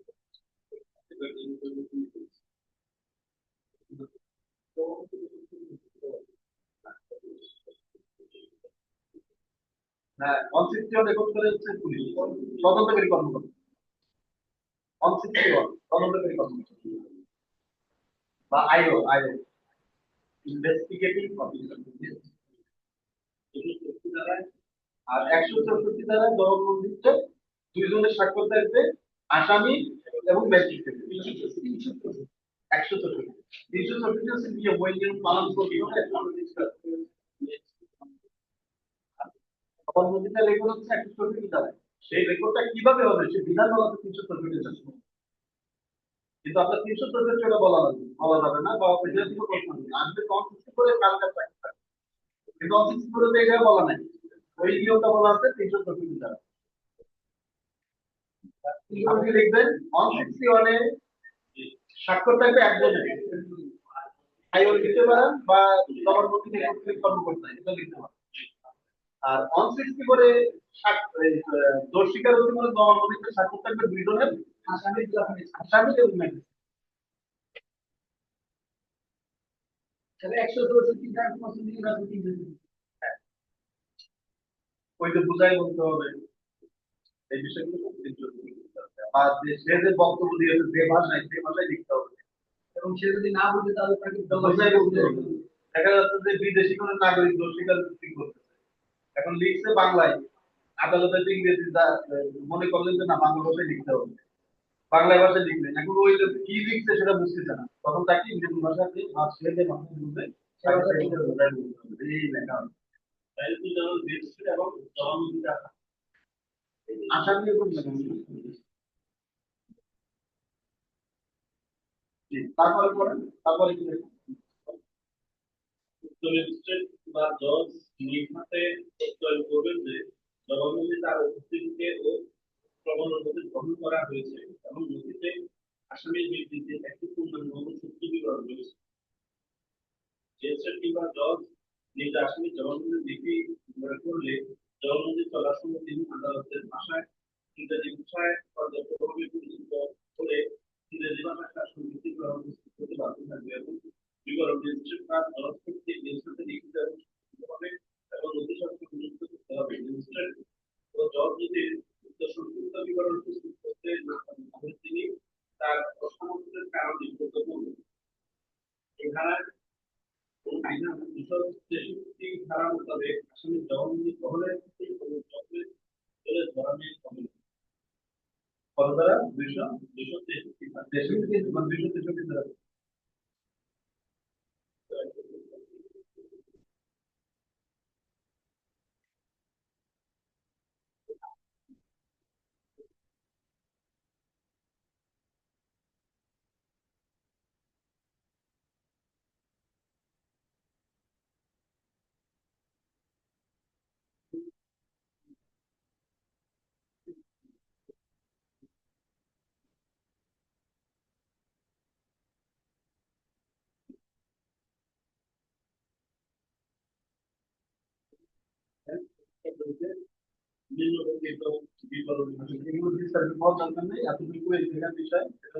আমার ইসরায়েল আছে না সংক্ষিপ্ত বিচার, এই সংক্ষিপ্ত বিচারের ক্ষেত্রে ওই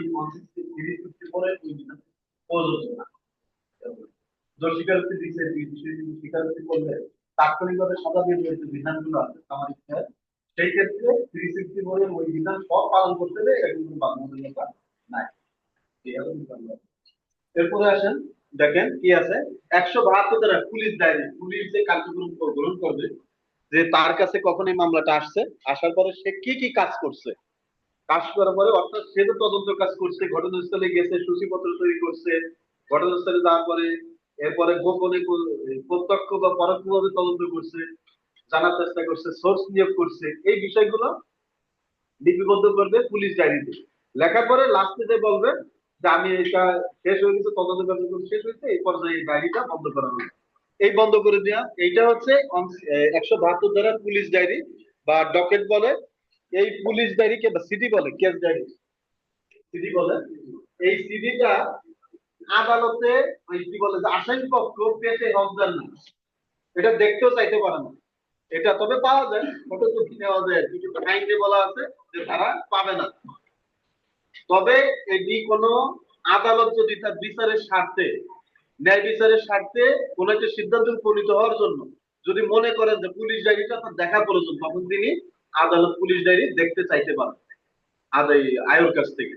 তখন আয়োর কি করবে, এই 172 ধারা পুলিশ ডায়েরিটা আদালতে সাবমিট করবে। কেন দেখে, এটা পুলিশের কোন মামলার কোন সাক্ষ্য হিসেবে ব্যবহার হবে না, কিন্তু আদালত কোন একটা বিষয়ের সিদ্ধান্ত নেওয়ার ক্ষেত্রে যদি প্রয়োজন মনে করে যে না তদন্ত, কেউ একজন দাবি করলো, বাদী পক্ষ বা অন্য কেউ সঠিকভাবে তদন্ত করা হয়নি, এখন সঠিকভাবে তদন্ত করা হয়েছে কি হয় নাই, অথবা ঘটনার তারতম্য আছে, বলতেছে যে আমি 20 তারিখে তদন্ত শেষ করছি, পুলিশ ডায়েরিতে লেখা আছে যে সে 25 তারিখে শেষ করছে, এই যে একটা ঘটনা যে আয়ু যা যায় উল্টাপাল্টা তথ্য দিছে, তখন এই পুলিশ ডায়েরিতে মিলাই দেখবে যে আসলে ঘটনা কোনটা মিল আছে। অর্থাৎ এটা শুধুমাত্র আদালত দেখবে, বাদীপক্ষ কোনো কাজ নাই, আসামি পক্ষের কোনো কাজ নাই, থাকবে আয়ের কাছে, দেখবে আদালত ন্যায় বিচারের স্বার্থে এটা পুলিশ ডায়েরি চেয়ে পাঠাতে পারে, আসামি পক্ষ এটা পাওয়ার হকদার না।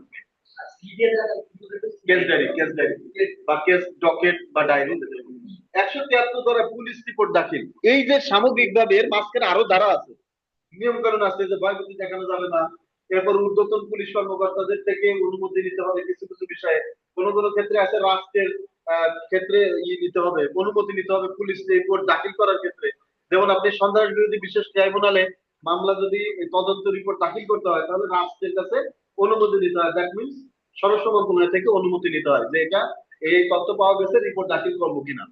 এর আগ পর্যন্ত দেওয়া যায় না, কারণ রিপোর্ট দাখিল করার পরে তো বিচার কার্যক্রম শুরু হয়ে যাবে, এই কারণে অনুমতি নিতে হয়। এরপরে 173 ধারা পুলিশ রিপোর্ট দাখিল। এই 173 ধারাতে 173 3 বিতে ফার্দার ইনভেস্টিগেশনের কথা বলা হয়। এই জায়গা থেকে বিচারের পরীক্ষা প্রশ্ন ফার্দার ইনভেস্টিগেশন।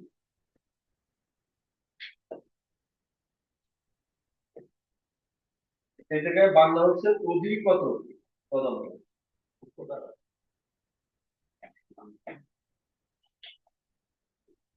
অধিকতর তদন্ত।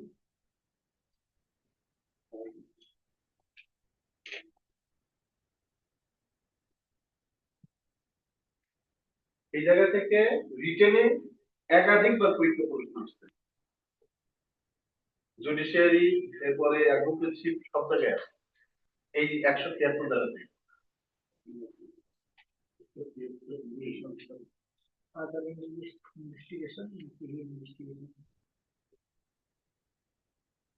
দেখেন 173 এই যে সামগ্রিকভাবে যে তদন্ত হলো, এই তদন্ত রিপোর্টটা দাখিল করবে যখন ওই ই করবে, সামগ্রিক এই ডকুমেন্টটা দাখিল করবে, সেটা হচ্ছে 173 ধারা। এই 173 ধারার 3B তে বলা আছে ফার্দার ইনভেস্টিগেশনের বিধান। রিটেন পরীক্ষার প্রশ্ন আসছে যে ফার্দার ইনভেস্টিগেশন নাকি রি ইনভেস্টিগেশনের বিধান আছে কিনা। রি ইনভেস্টিগেশনের বিধান নাই, রি ইনভেস্টিগেশন হচ্ছে পুনরায় তদন্ত, পুনরায় তদন্তের কোনো বিধান নেই, আছে কি অধিকতর তদন্ত, অধিকতর তদন্তের বিধান আছে। এরপরে হচ্ছে নারাজি দেয় না, কোন একটা রিপোর্ট আসলে আসার পরে ওইটা মানি না, বাদী পক্ষ বলে যে আমি এটা মানি না, তখন নারাজির পরিপ্রেক্ষিতে যে রিপোর্ট আদেশ দেয় যে পুনরায় আরেক সংস্থাকে তদন্ত করে নির্দেশ দেওয়া হয়, সেটাই দেয় 173-এর 3B অনুযায়ী ফার্দার ইনভেস্টিগেশন, অধিকতর তদন্ত। এরপরে পরীক্ষায় প্রশ্ন আসছে যে ম্যাজিস্ট্রেট, এটা সম্ভবত জুডিশিয়ারিতে আসছিল, যে ম্যাজিস্ট্রেট পুলিশ রিপোর্ট না, ওটা কি বলা আছে যে ফাইনাল রিপোর্ট দাখিলের জন্য নির্দেশ দিয়েছেন, এটা ম্যাজিস্ট্রেট আইনগত বৈধতা আছে কিনা। এটা পুলিশ রিপোর্ট এই কি বলে যে ফাইনাল রিপোর্ট মানে হচ্ছে যে আসামির কোনো অপরাধ পাওয়া যায়নি, আর চার্জশিট মানে আসামির অপরাধ পাওয়া গেছে। এখন এই জায়গায় পুলিশ রিপোর্ট বলতে দুইটা জিনিস থাকতে পারে, ফাইনাল রিপোর্টও থাকতে পারে, চার্জশিটও থাকতে পারে, দুইটাকে একটাই বলে পুলিশ রিপোর্ট। এই পুলিশ রিপোর্টে যখন সে ম্যাজিস্ট্রেট চাইতে পারে পুলিশ রিপোর্ট চাইতে পারে, কিন্তু ওইটা পুলিশ রিপোর্টে ওটা কি চার্জশিট আসবে নাকি ফাইনাল রিপোর্ট আসবে, এইটা নির্ধারণ করার দায়িত্ব কার, আইন। এটা নির্ধারণ করার দায়িত্ব কোর্টের না, কোর্ট বলতে পারে না যে ফাইনাল রিপোর্ট দাখিল করা হোক, এটা বলতে পারে না, কোর্ট কি বলতে পারে পুলিশ রিপোর্ট দাখিল করা হোক। ওই প্রশ্নে ওটা ভুল ছিল যে আদালত এটা তার আওতা ভায়া, অর্থাৎ তার ক্ষমতার বাইরে গিয়ে সেই কাজটা করছে, আদেশটা দিয়েছে, সে আদেশ দিতে পারে শুধুমাত্র পুলিশ রিপোর্টের জন্য, কিন্তু ফাইনাল রিপোর্টের জন্য তিনি নির্দেশ দিতে পারেন না। তাহলে নারাজির পরিপ্রেক্ষিতে একটু নোট রাখেন, 173-এর 3B অনুযায়ী ফার্দার ইনভেস্টিগেশন বা অধিকতর তদন্তের নির্দেশ দিতে পারেন আদালত বা ম্যাজিস্ট্রেট।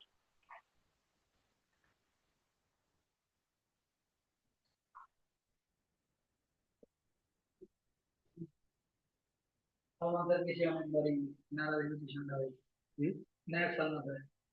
সবারই দেওয়া হয়।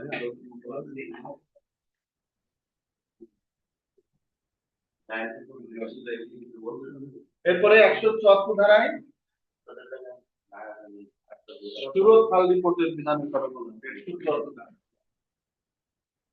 174 ধারায় সুরত হাল রিপোর্ট, এ জায়গা থেকেও প্রশ্ন আসার মতো আছে। সুরত হাল রিপোর্ট, সুরত হাল মানে কি, সুরত হাল রিপোর্ট Inquest report. শুধু সুরতার না, এটাকে পোস্টমর্টমের কথা বলা হয়।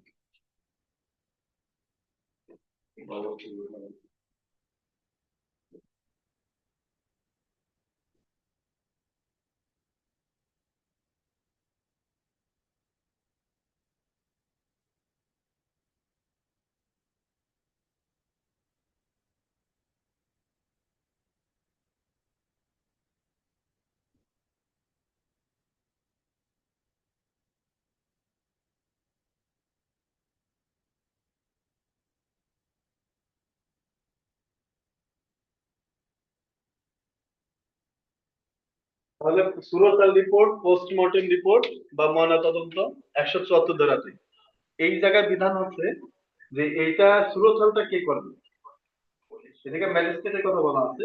ম্যাজিস্ট্রেট, জেলা ম্যাজিস্ট্রেট অথবা তার প্রতিনিধি নির্বাহী ম্যাজিস্ট্রেট, যেখানে নির্বাহী ম্যাজিস্ট্রেটরা, দ্যাট মিনস আমাদের মনে রাখতে নির্বাহী ম্যাজিস্ট্রেটরা সুরতাল রিপোর্টটা করবে। নির্বাহী ম্যাজিস্ট্রেটরা, পুলিশ যখন সংবাদ পাবে কোন একটা ঘটনা ঘটছে, কয়েকটা ধরুন এই ঘটনা ঘটতে পারে, যেমন একটা দুর্ঘটনা ঘটছে, বাস অ্যাক্সিডেন্ট ঘটছে, তাহলে এই জায়গায় যখন থানা তার জুরিসডিকশনের মধ্যে ঘটবে তখন সঙ্গে সঙ্গে ঘটনাস্থলে যাবে এবং সে অবগত করবে তার নিয়ারেস্ট যে এক্সিকিউটিভ ম্যাজিস্ট্রেট আছে, যে তার নিকটস্থ নির্বাহী ম্যাজিস্ট্রেটকে অবগত করবে। এই জায়গায় কিন্তু জুডিশিয়াল ম্যাজিস্ট্রেট না, এই জায়গায় অনেক সময় ক্যাচ লেগে যায় পরীক্ষার হলে, ওই যে যখন এমসিকিউ দিবে যে এটা কি কোন ম্যাজিস্ট্রেট, আর সাধারণ শুধু ম্যাজিস্ট্রেট যদি লেখা থাকে তাহলে ধরে নেবেন এটি হচ্ছে জুডিশিয়াল ম্যাজিস্ট্রেট। তাহলে এটা লেখেন 174 সুরতাল রিপোর্ট এবং পোস্টমর্টেম রিপোর্টের বিধান আছে। সুরতাল রিপোর্টের করার ক্ষমতাপ্রাপ্ত ব্যক্তি হচ্ছে জেলা ম্যাজিস্ট্রেট অথবা নির্বাহী ম্যাজিস্ট্রেট, ক্ষমতাপ্রাপ্ত নির্বাহী ম্যাজিস্ট্রেট। জি।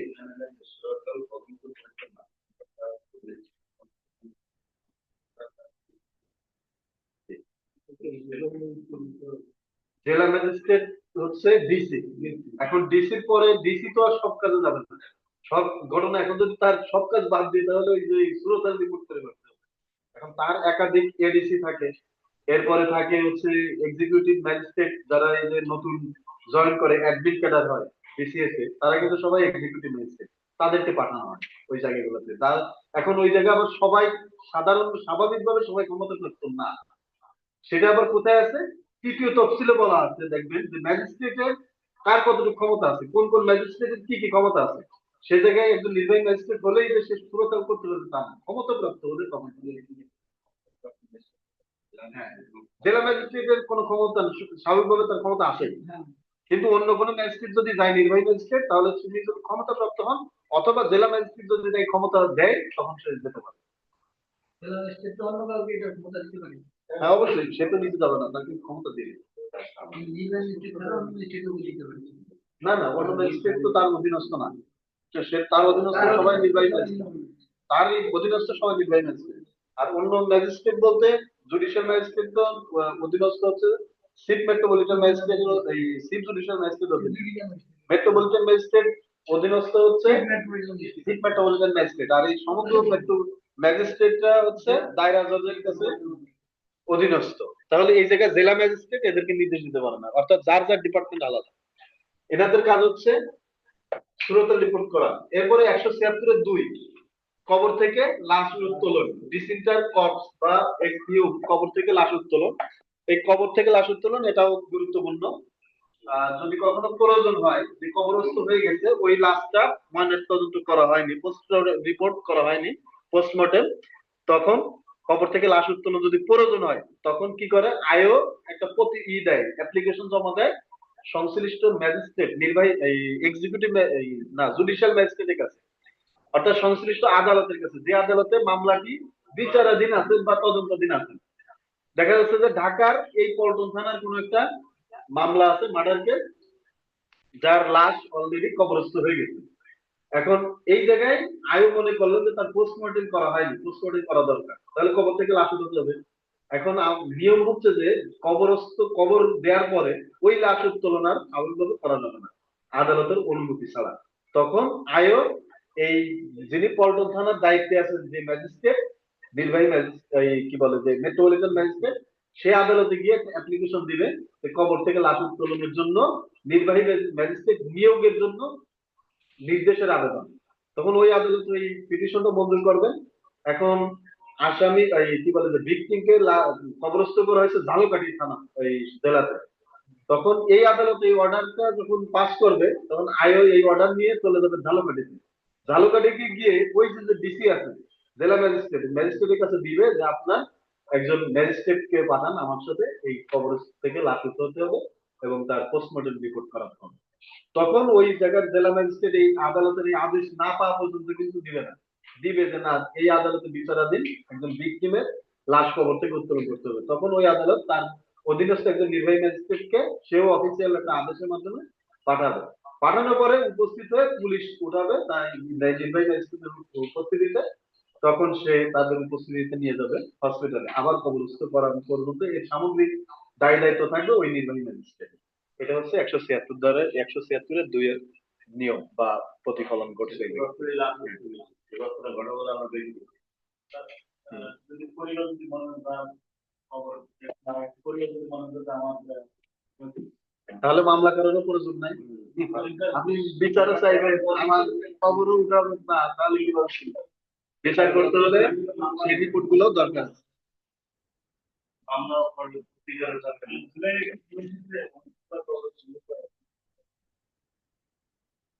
জি, এরপরে আমরা চলে আসি 190 থেকে চলে আসবো আদালত যে আমলে গ্রহণ করতেছে এই প্রসঙ্গ থেকে প্রশ্ন আছে। নম্বর 1 এ বি সি, এটা অবশ্য অনেকদিন আলোচনা হয়ে গেছে, আমি সবাই বুঝে।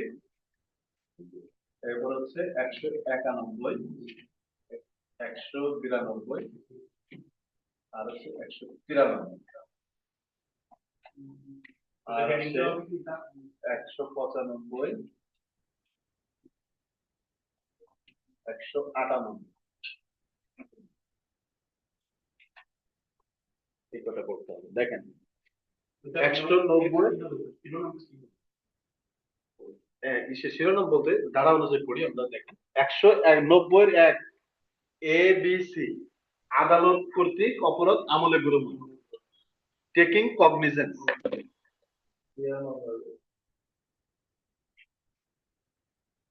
এতে আছে শেয়ার মামলা, বিতে জিয়ার মামলা, এতে আদালত। দেখেন শেয়ার মামলা নালিশ করলো, এই যে আমরা এর আগে দেখে বলছি 200 ধারা জবানবন্দি দিলে যখন আমলে গ্রহণ করবে তখন 190 এ অনুযায়ী আমলে গ্রহণ করে। শেয়ার মামলার ক্ষেত্রে, নালিশি মামলার ক্ষেত্রে অপরাধ আমলে গ্রহণ করেন 190 এ অনুযায়ী। বিতে হচ্ছে জিয়ার মামলা, ওই যে পুলিশ রিপোর্ট আসলো, থানাতে মামলা গ্রহণ হয়েছে, হওয়ার পরে যখন এটা বিচারের নিতে নিতে হবে বিচারার্থে, তখন হচ্ছে পুলিশ যে রিপোর্টটা দাখিল করে, দাখিল করার পরে যদি ফাইনাল রিপোর্ট আসে, এই ফাইনাল রিপোর্ট তো দিলে আসামি কোনো নাই, অপরাধ নাই, গৃহীত হয়ে গেলে।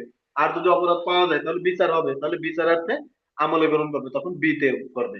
আর সি হচ্ছে অন্যান্য ক্ষেত্রে, সেটা হতে পারে তার নিজস্ব জ্ঞান অনুযায়ী, সে জানে তার যে জুরিসডিকশন আছে। আমরা এর আগে দেখছি ওই যে বাড্ডাতে একটা মহিলাকে ভ্যানিটি ব্যাগ নিয়ে এই গাড়ির ভিতরে মাইক্রো বাসে ভ্যানিটি ব্যাগ টান দিয়ে নিয়ে যাওয়ার সময় ওই মহিলাকে অনেক দূর টেনে হেঁচড়ে নিয়ে চলে গেছিল, তখন কেউ মামলা করে নাই। আদালত তখন সিবিআই কে একটা নির্দেশ দিয়েছে এই ঘটনার কি ঘটছে বা কারা জড়িত এটার একটা তদন্ত রিপোর্ট দাখিল করা হবে। তাহলে এই জায়গায় কোনো কমপ্লেনেন্ট নাই, কেউ থানায় গিয়ে মামলা করেনি, আদালত সবদেরকে সুমোটো এই নির্দেশটা দিয়েছে। এটাই হচ্ছে 190 সি এর বিধান। এরপরে পত্রিকার মাধ্যমে তিনি যদি জানেন কোন একটা তথ্য, অথবা কেউ একজন ফোন দিয়ে বললো কিন্তু সে এই ঘটনার সঙ্গে মামলা দায়ের করতে ইচ্ছুক না, সে ওই পরিবারেরও কেউ না ভিকটিমদের, তখন এই ঘটনাটা কেউ থানা পুলিশও দায়ের করে নাই নিজ উদ্যোগে, কোনো কমপ্লেনেন্টও থানায় যায়নি, কোর্টেও আসেনি, কিন্তু আদালত তার জুরিসডিকশনে দেখলো যে এই ঘটনাটা বিচার হওয়া উচিত বা ঘটনাটা আমলে আনা উচিত, তখন তিনি 190 সি অনুযায়ী ব্যবস্থা নিতে পারেন। এরপরে আপনারা দেখুন পত্র পত্রিকায় বিভিন্ন জায়গায় আদালত নির্দেশ দিয়ে থাকে, কোন একটা জায়গায় নদী ভরাট করা হচ্ছে, বালু উত্তোলন করা হচ্ছে, অথবা ময়লা আবর্জনা দিয়ে নদী দূষিত করা হচ্ছে, তখন আদালত নিজেই নির্দেশ দেয়। ওই জায়গায় কেউ কমপ্লেনেন্ট নাই, কারণ ওই জায়গায় যারা এগুলো করতেছে তারা নিজেরাই তো এটার বেনিফিশিয়ারি। সুতরাং কেউ তো এই জায়গায় অভিযোগ করবে না, তখন আদালত নিজেই সহযোগীকে অর্ডার দিয়ে থাকে। এই অর্ডার গুলো দিয়ে থাকে 190 এর 1 এর সি অনুযায়ী। যাই হোক, এসব থেকে আমরা সব বুঝবো। এখন আছে এই জায়গায় যে কয়েকজনের নালিশ করার দরকার হবে। নালিশের ক্ষেত্রে দেখেন এই যে 190টা বের করেছেন তো, পড়েন তো একজনে, অতঃপর লিখিত যে ব্যতিক্রম একটু জোরে পড়বেন, মানে আস্তে আস্তে না। অতঃপর লিখিত ব্যতিক্রম ব্যতীত chief metropolitan magistrate judicial magistrate প্রথম শ্রেণীর ম্যাজিস্ট্রেট এবং উপধারা 1-2 অনুসারে এই বিষয়ে বিশেষভাবে ক্ষমতাপ্রাপ্ত অন্য কোনো ম্যাজিস্ট্রেট যে কোনো অপরাধ আমলে করতে পারবেন। আচ্ছা, তাহলে কে কে পারবেন এই জায়গায় ব্যক্তিদের নাম, এই আদালতের নামগুলো বলে দেন, কে কে পারবেন? Chief metropolitan chief metropolitan magistrate পারবেন, চিফ জুডিশিয়াল ম্যাজিস্ট্রেট পারবেন, ফার্স্ট ক্লাস ম্যাজিস্ট্রেট পারবেন, মেট্রোপলিটন ম্যাজিস্ট্রেট পারবেন। চার্জ এরপরে কি আছে? এমন বিষয়াবলী সম্পর্কে নালিশ করে যার মাধ্যমে মৃত্যু অপরাধ সংঘটিত হয়। তারপরে খ, কোন পুলিশ অফিসারের নিকট থেকে এরূপ বিষয়াবলী সম্পর্কে লিখিত রিপোর্ট পেয়ে ওই যে 2 নম্বরে যেটা জিআর মামলা বললাম আমরা, এরূপ অপরাধ সংঘটিত হয়েছে মর্মে পুলিশ অফিসার ছাড়া অন্য কোনো ব্যক্তির নিকট থেকে খবর পেয়ে বা নিজের মতামতে বা সন্দেহবশত। ওই যে নিজস্ব জ্ঞানে মনে হলো যে এই ঘটনাটা হওয়া উচিত, সুমোটো বলে তিনি করতে পারবেন সি অনুযায়ী। তারপর তারপর সরকার বা এত বিষয়ে হাইকোর্ট বিভাগের জারিকৃত সাধারণ বা বিশেষ আদেশ সাপেক্ষে চিফ জুডিশিয়াল ম্যাজিস্ট্রেট দ্বিতীয় বা তৃতীয় শ্রেণীর যে কোনো ম্যাজিস্ট্রেটকে এক উপধারা ক দফা বা খ দফার অধীনে যে সকল অপরাধ আমলে নেওয়ার ক্ষমতা দিতে পারেন সে বিষয়ে বিচার তিনি করতে সক্ষম বা বিচারের জন্য প্রেরণ করতে পারেন। কি কে পারেন? কারণ দ্বিতীয় তৃতীয় শ্রেণীর দ্বিতীয় ম্যাজিস্ট্রেট আন্তর্জাতিক বিশেষভাবে বিশেষভাবে স্পেশালি যদি তাকে এম্পাওয়ার্ড করা হয় তখনই পারবে, এর আগে না। পাওয়ার দেওয়া হয়। সরকার দ্বিতীয় শ্রেণীর ম্যাজিস্ট্রেটকে উপধারা 1 এর দফা গ অনুসারে যে সকল অপরাধ আমলে নেওয়ার ক্ষমতা দিতে পারেন সেগুলো তিনি বিচার করতে বা বিচারের জন্য প্রেরণ করতে পারেন। তারপর 4 নম্বরে এই ধারা বা কার্যবিধির অন্য কোথাও ভিন্ন রূপ বিধান থাকা সত্ত্বেও সুনির্দিষ্ট কারণ উল্লেখপূর্বক সরকার যে কোনো নির্বাহী ম্যাজিস্ট্রেটকে উপধারা 1 এর দফা ক খ ও গ এর অধীন অপরাধ আমলে নেওয়ার ক্ষমতা অর্পণ করতে পারেন এবং সংশ্লিষ্ট নির্বাহী ম্যাজিস্ট্রেট অপরাধী বিচারের জন্য উপযুক্ত আদালতে নির্বাহী ম্যাজিস্ট্রেট। তাহলে দেখেন, এই নির্বাহী ম্যাজিস্ট্রেটের সঙ্গে আমরা এই জায়গা থেকে 2টা প্রশ্ন মনে রাখবো, 190 আর হচ্ছে 10-7। দেখেন তো 10-7 কি আছে, প্র্যাকটিক্যালি আমরা নিয়ে যাচ্ছি। তাদের সাথে জুডিশিয়াল 10-7 না, 10-7 এক শুরুতে 10 ধারার সাবসেকশন 7 এ কি আছে দেখেন, পুলিশ কমিশনারকে এক্সিকিউটিভ ম্যাজিস্ট্রেসি পাওয়ারটা দেওয়া যাবে, পুলিশ কমিশনারকে আছে না? নির্বাহী ম্যাজিস্ট্রেট পাওয়ার আর এই জায়গায় দেখেন দুইজনের পাওয়ারটা, একজনের পাওয়ার আরেকজনের দেওয়া হচ্ছে।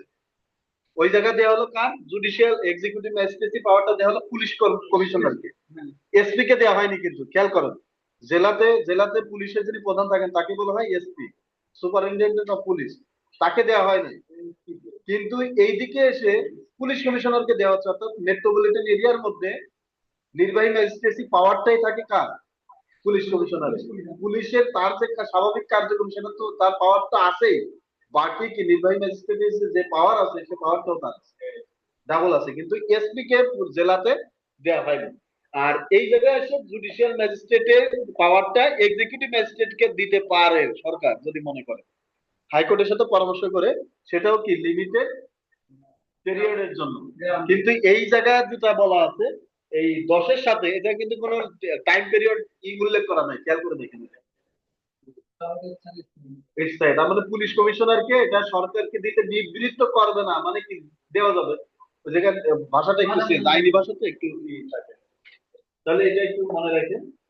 এরপরে আর কি আছে? আর নাই। এরপরে চলে আসেন 191 ধারা।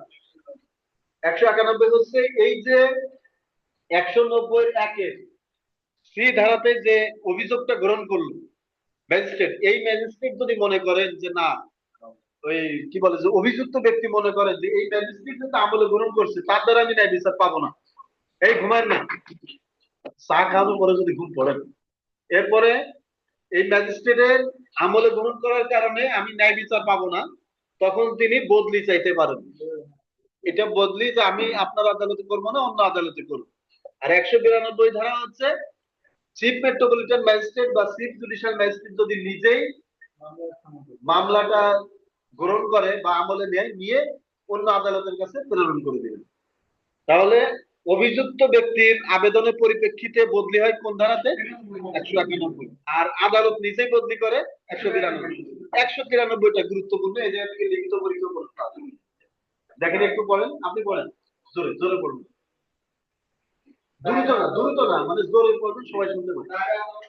অপরাধ আমলে গ্রহণ এক বিধি অথবা বর্তমানে কার্যকর অন্য কোনো আইন সুস্পষ্ট কিন্তু বিধান না থাকলে কোনো আসামি এই সম্পর্কে যথাযথভাবে ক্ষমতা সম্পন্ন কোনো ম্যাজিস্ট্রেট আসামিকে দায়রা আদালতে প্রেরণ না করলে কোনো দায়রা আদালত মৌখিক অধিক্ষেত্রযুক্ত আদালত হিসেবে অপরাধ আমলে নেবে না।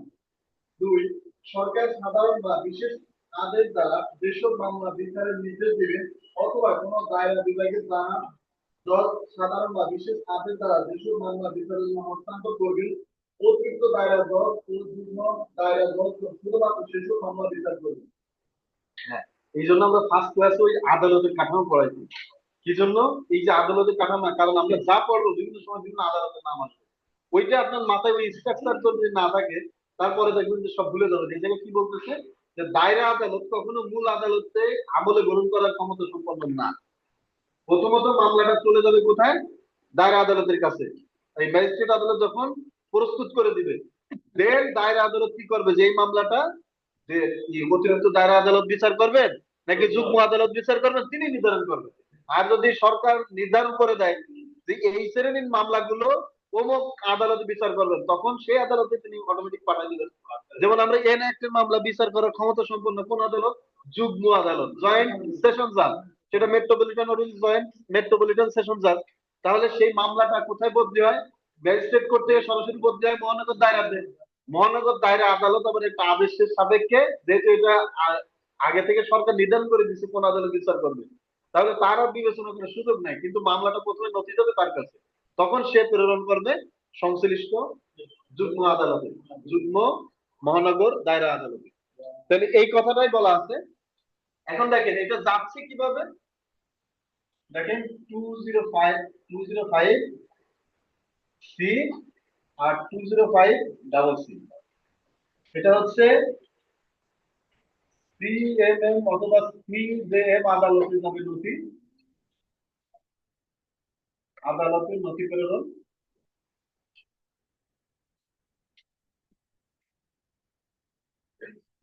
এটা হচ্ছে দায়রা আদালতের নথি প্রেরণ।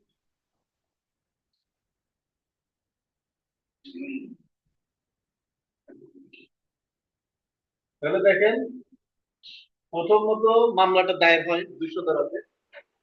দায়ের হওয়ার পরে আদালত 204 ধারা অনুযায়ী এই 190 একের এ অনুযায়ী অপরাধটা আমলে গ্রহণ করেন। গ্রহণ করার পরে 204 ধারা অনুযায়ী সমন ইস্যু করেন। ইস্যু করার পরে আসামি উপস্থিত হওয়ার আগ পর্যন্ত ওই যে পদক্ষেপগুলো গ্রহণ করে, আসামি উপস্থিত জামিন দিতে কগনিজেন্স কোর্টের কাজ শেষ। কগনিজেন্স কোর্ট তখন কি করবে? মামলাটি নথিটি প্রেরণ করবে সংশ্লিষ্ট আদালতে। তখন তিনি দেখবেন যে এই মামলাটা বিচার করবে কোন আদালত। যদি দেখা যায় যে এই মামলাটি বিচার করবেন দায়রা আদালত, যেমন আমরা ইলেকট্রিক মামলা যদি দেখি দায়রা আদালত বিচার করবেন, তখন তিনি 205 এর সি অনুযায়ী দায়রা আদালতের নথি প্রেরণ করেন। দায়রা আদালতের নথি যখন প্রেরণ করা হয়, দায়রা আদালতে কয় শ্রেণীর জজ থাকে? 3 শ্রেণীর জজ থাকে। আমরা 9 ধারাতে পড়ছি 3 শ্রেণীর জজ থাকে। তার মধ্যে প্রধান কে থাকে? দায়রা জজ। এই দায়রা জজ তখন এই আদালতে নথিটা পেয়ে তিনি একটা অর্ডার লেখেন, অপরাধটি 193 ধারা অনুযায়ী আমলে গ্রহণ করেন। 193 যে আমরা পড়লাম, ম্যাজিস্ট্রেট আদালত যদি কোনো নথি না প্রেরণ করে তাহলে সে আমলে নিতে পারে না। নথি যখন পাঠাই দিচ্ছে তখন সে কি করে? ওটা আমলে গ্রহণ করে। আমলে গ্রহণ করার পরে তখন তিনি দেখেন যে মামলাটা কোন মামলা, এর একটা মামলা। তাহলে ওই যে 2 নম্বরে করলেন 193 যে সরকার যদি বিশেষভাবে কোনো একটা নির্ধারণ করে দেয় তাহলে সে আদালত বিচার করবে। তখন তিনি কি করেন? যুগ্ম আদালতে তার অধীনস্থ একাধিক যুগ্ম আদালত থাকে, যুগ্ম দায়রা আদালত থাকে, সেই আদালতের কোন একটা আদালতের মধ্যে তিনি ওই নির্দেশ লিখে দেন এই মামলাটি কোন আদালতে বিচার হবে। তখন সেই আদালতে যাওয়ার পরে ওই আদালতের প্রথম করণীয় থাকে চার্জ ইস্যু করা, এই হিয়ারিং করা। কারণ আমলে ইতিপূর্বে গ্রহণ করা হয়ে গেছে, তখন চার্জ হিয়ারিং এর জন্য থাকে। আর চার্জ হিয়ারিং হওয়ার পরে যদি ওই মামলাটি 265C অনুযায়ী যদি ডিসচার্জ না হয়, 265D অনুযায়ী 5 বছর হয়ে গেলে পরবর্তীতে মামলার কার্যক্রম শুরু হয়ে যায়। আর যদি ম্যাজিস্ট্রেট আদালতে বিচার্য হয়, যেমন আমরা এই যে বললাম যৌতুক মামলা বিচারিক করে আমলে কগনিজেন্স কোর্ট ও ম্যাজিস্ট্রেট কোর্ট, বিচারিক আদালতে ম্যাজিস্ট্রেট কোর্ট। কিন্তু কগনিজেন্স কোর্টে যখন তিনি আমলে গ্রহণ করেন, সেই আদালতে বিচার করতে পারেন না, তখন তিনি কি করেন 205 এর সিসি অনুযায়ী যদি তিনি জেলাতে হয়, জুডিশিয়াল ম্যাজিস্ট্রেট হয়, তাহলে সিএম আদালতে প্রেরণ করেন নথিটা। আর যদি মেট্রোপলিটন এরিয়ার মধ্যে হয়, সিএমএম স্যারের কাছে পাঠায় যায়। তো সিএমএম স্যার আবার আরেকটা আদেশ দিয়েছেন, এই মামলাটি ভর্তি হয়ে 19 নম্বর কোর্টে যাবে বা 20 নম্বর কোর্টে যাবে, তখন সেই আদালতের প্রথম করণীয় হচ্ছে তার হিয়ারিং করে কি করে নেওয়া। কারণ আমলে গ্রহণ করার আর কোনো বিধান নাই ম্যাজিস্ট্রেট কোর্টে। দেখেন কগনিজেন্স কোর্টে ছিল তখন 190 এর সি অনুযায়ী এ অনুযায়ী তিনি আমলে গ্রহণ করছেন, এই কারণে নতুন করে আবার করার প্রয়োজন নাই। কিন্তু ম্যাজিস্ট্রেট কোর্টে এই থেকে যখন দায়রা আদালতে যাবে, সেশনস কোর্টে, যেহেতু 193 ধারাতে বলা আছে অপরাধ আমলে নেওয়ার বিধান, এই কারণে দায়রা আদালতকে নতুন করে আমলে গ্রহণ করতে হয়, অন্যদের কিন্তু বিচারক করতে পারেন না। কিন্তু ম্যাজিস্ট্রেট কোর্টে এটার প্রয়োজন হয় না। বুঝছেন কিনা? তাহলে কোন শ্রেণীর মামলায় দুইবার অপরাধ আমলে গ্রহণ করতে হয়? যেই মামলা বিচার করবে দায়রা আদালত, সেই মামলায় দুইবার আমলে গ্রহণ হয়। একবার হচ্ছে ম্যাজিস্ট্রেট কোর্ট আমলি আদালত, তিনি কি করেন যে বিচারার্থে প্রেরণ করার জন্য আমলে গ্রহণ করেন। আর একবার হয় আমলে গ্রহণ 193 ধারা অনুযায়ী দায়রা আদালত। কিন্তু ম্যাজিস্ট্রেট আদালতে যেটা বিচার্য হবে, সেই আদালতে একবারই আমলে গ্রহণ করে, দ্বিতীয়বার আর আমলে গ্রহণ করার প্রয়োজন হয় না।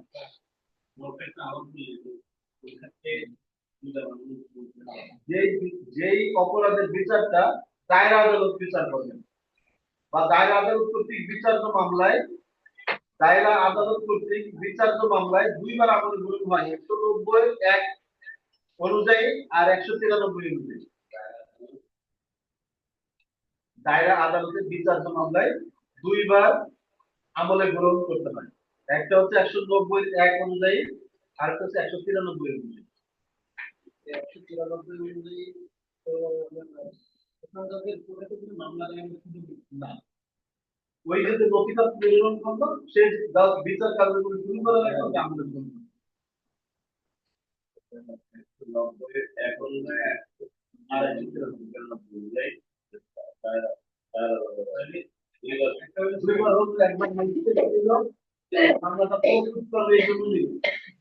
বিচার তো তার এখতিয়ার নাই, কারণ একটা তার তো বিচারের এখতিয়ার আমরা ফাঁস করে দেখা দিচ্ছি না যে একজন মেট্রোপলিটন ম্যাজিস্ট্রেট কত বছরে বিচার করতে পারে। স্বাভাবিকভাবে যদি স্পেশালি এম্পাওয়ার না হয় তাহলে 5 বছর, আর স্পেশালি এম্পাওয়ার হলে 7 বছর, কিন্তু বিচার করতে করতে 10 বছর পর্যন্ত স্বাভাবিকভাবে 7 বছর পর্যন্ত। সাধারণভাবে জেনারেলি তার পাওয়ার কত? 5 বছর। তাহলে 5 বছর যে মামলায় সাধারণ লেগে 10 বছর, সে মামলা তো বিচার করতে পারবে না। সে মামলাটা প্রস্তুত করে প্রেরণ করতে কোথায় নথিটা দায়রা আদালত। তখন দায়রা আদালত এই পদক্ষেপগুলো গ্রহণ করে। প্রত্যেকটা জিনিস, এই যে মামলায় চেকিং কমিটি কিভাবে হবে, হওয়ার পরে পরবর্তীতে নথি যাবে কোন ধারা অনুযায়ী, নথি দেওয়ার পরে 193 ধারা অনুযায়ী আমলে গ্রহণ, সব দেখেন আইনে বলা। কিন্তু দেখেন ওই 205 এর সিসি আবার এদিকে চলে আসছে 193, আবার ম্যাজিস্ট্রেট 190, বৈধতার ওই সাধারণ নাই, নির্দিষ্ট ধারা এই সেকশন অনুযায়ী আলোচনা করে গেছে। এভাবে মনে রাখবেন, ওই যে সেকশন অনুযায়ী করতে গেলে তখন কাছে লেগে যাবে, সেভাবে করতে হবে। তাহলে আমরা 205 অনুযায়ী, আর 205 এর আরেকটা বিধান আছে, সেটা হচ্ছে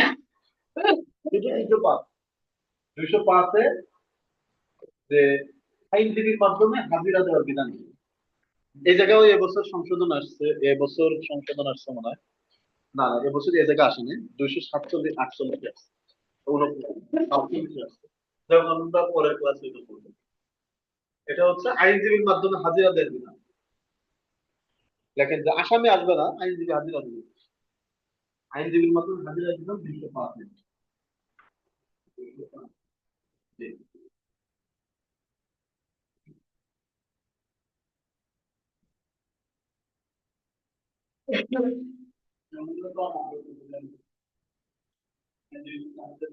আমার সব মামলায় আইনজীবীর মধ্যে হাজিরা দেওয়ার বিধান নাই।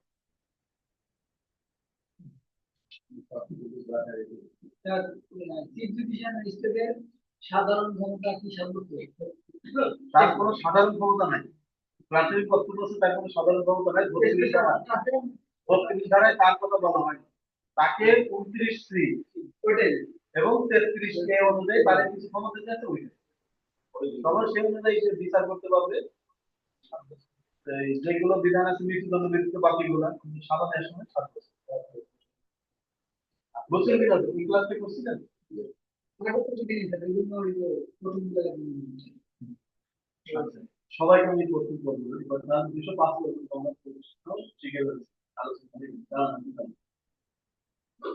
আপনি বলেন 54 ধারাতে কয়জন শ্রেণীর ব্যক্তিকে বিচার করা নাকি কোন কোন শ্রেণী? প্রথম তিনটা বলুন। সামগ্রিক অপরাধের তিনটা বিষয় বলুন। না, গণমাধ্যমে কি পড়ে আগে আমলযোগ্যই তিনটা আছে। আমলযোগ্য একটা ছিল আগে, ওইটা ভেঙে আবার তিনটা করা হয়েছে, এই কারণে 11টা হয়েছে। আগে তো 9টা ছিল, এখন 11টা হয়েছে না, 11 শ্রেণী। এইটা প্রথমটা ভেঙে তিনটা করছে, যে প্রথম তিনটাই গেল। প্রথমটা ভেঙে যে তিনটা হয়েছে সেই তিনটা হয়েছে।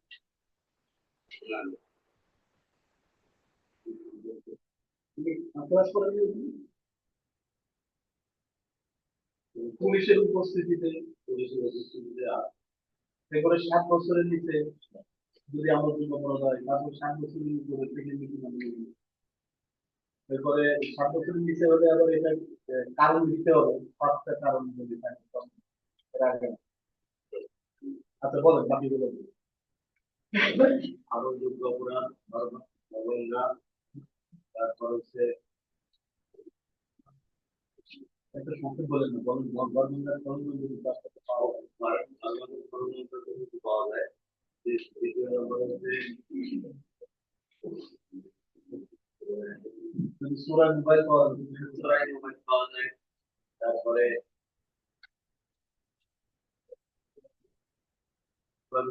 আচ্ছা, আপনি বলেন মেট্রোপলিটন এরিয়ার মধ্যে কয় শ্রেণীর ম্যাজিস্ট্রেট আছে?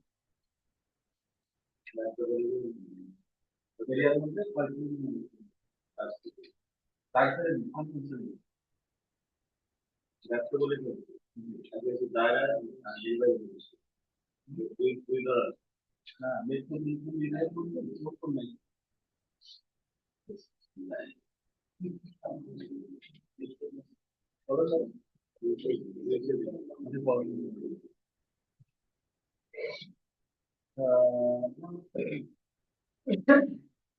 ফৌজদারি আদালত করেছিলেন।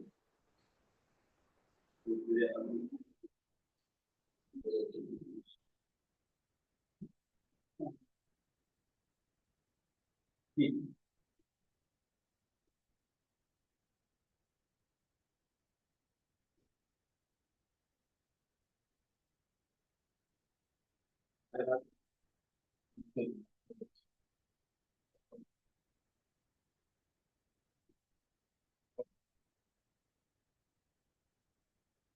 ম্যাজিস্ট্রেট, ফার্স্ট ক্লাস ম্যাজিস্ট্রেট সরিয়ে করতে পারে কত? 5 লক্ষ টাকা। 5 লক্ষ টাকা, 5 বছর 3 বছর 3 লক্ষ টাকা, 2 বছর 2 লক্ষ টাকা। 12 ধারাতে স্পেশাল ম্যাজিস্ট্রেট কয় শ্রেণীর ম্যাজিস্ট্রেট? স্পেশাল ম্যাজিস্ট্রেট বয়সের 12 ধারাতে কয় শ্রেণীর স্পেশাল ম্যাজিস্ট্রেট? স্পেশাল হচ্ছে নির্বাহী ম্যাজিস্ট্রেটকে সময়ের জন্য জুডিশিয়াল ম্যাজিস্ট্রেটের ক্ষমতা দেয়া হয়। তবে সেটা তখন তারা নির্বাহী আবার ম্যাজিস্ট্রেটের ক্ষমতা প্রয়োগ করতে পারবে না। এই যে সেনাবাহিনীর যে ম্যাজিস্ট্রেট, সেনাবাহিনী কি কখনো ম্যাজিস্ট্রেট ছিল না।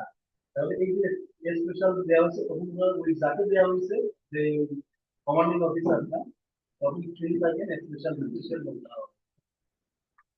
এখানে স্পেশাল ম্যাজিস্ট্রেটের পার্টিসিপেন্ট বলা 12 আমরা বলে দিয়েছিলাম যে 12-2-তে আছে, যে তার নামটা কি হবে, 12-4-এ আছে, 12-6-এ আছে।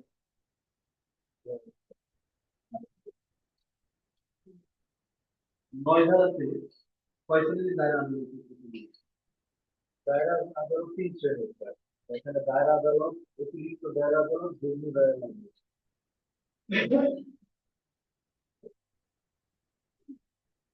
যদি জেলখানায় থাকে আসামি, তাহলে ওই সময়টা সাদার সময় বাদ দেবে, সাদা কালো ছবি, এটা কি সিদ্ধান্ত নেবে?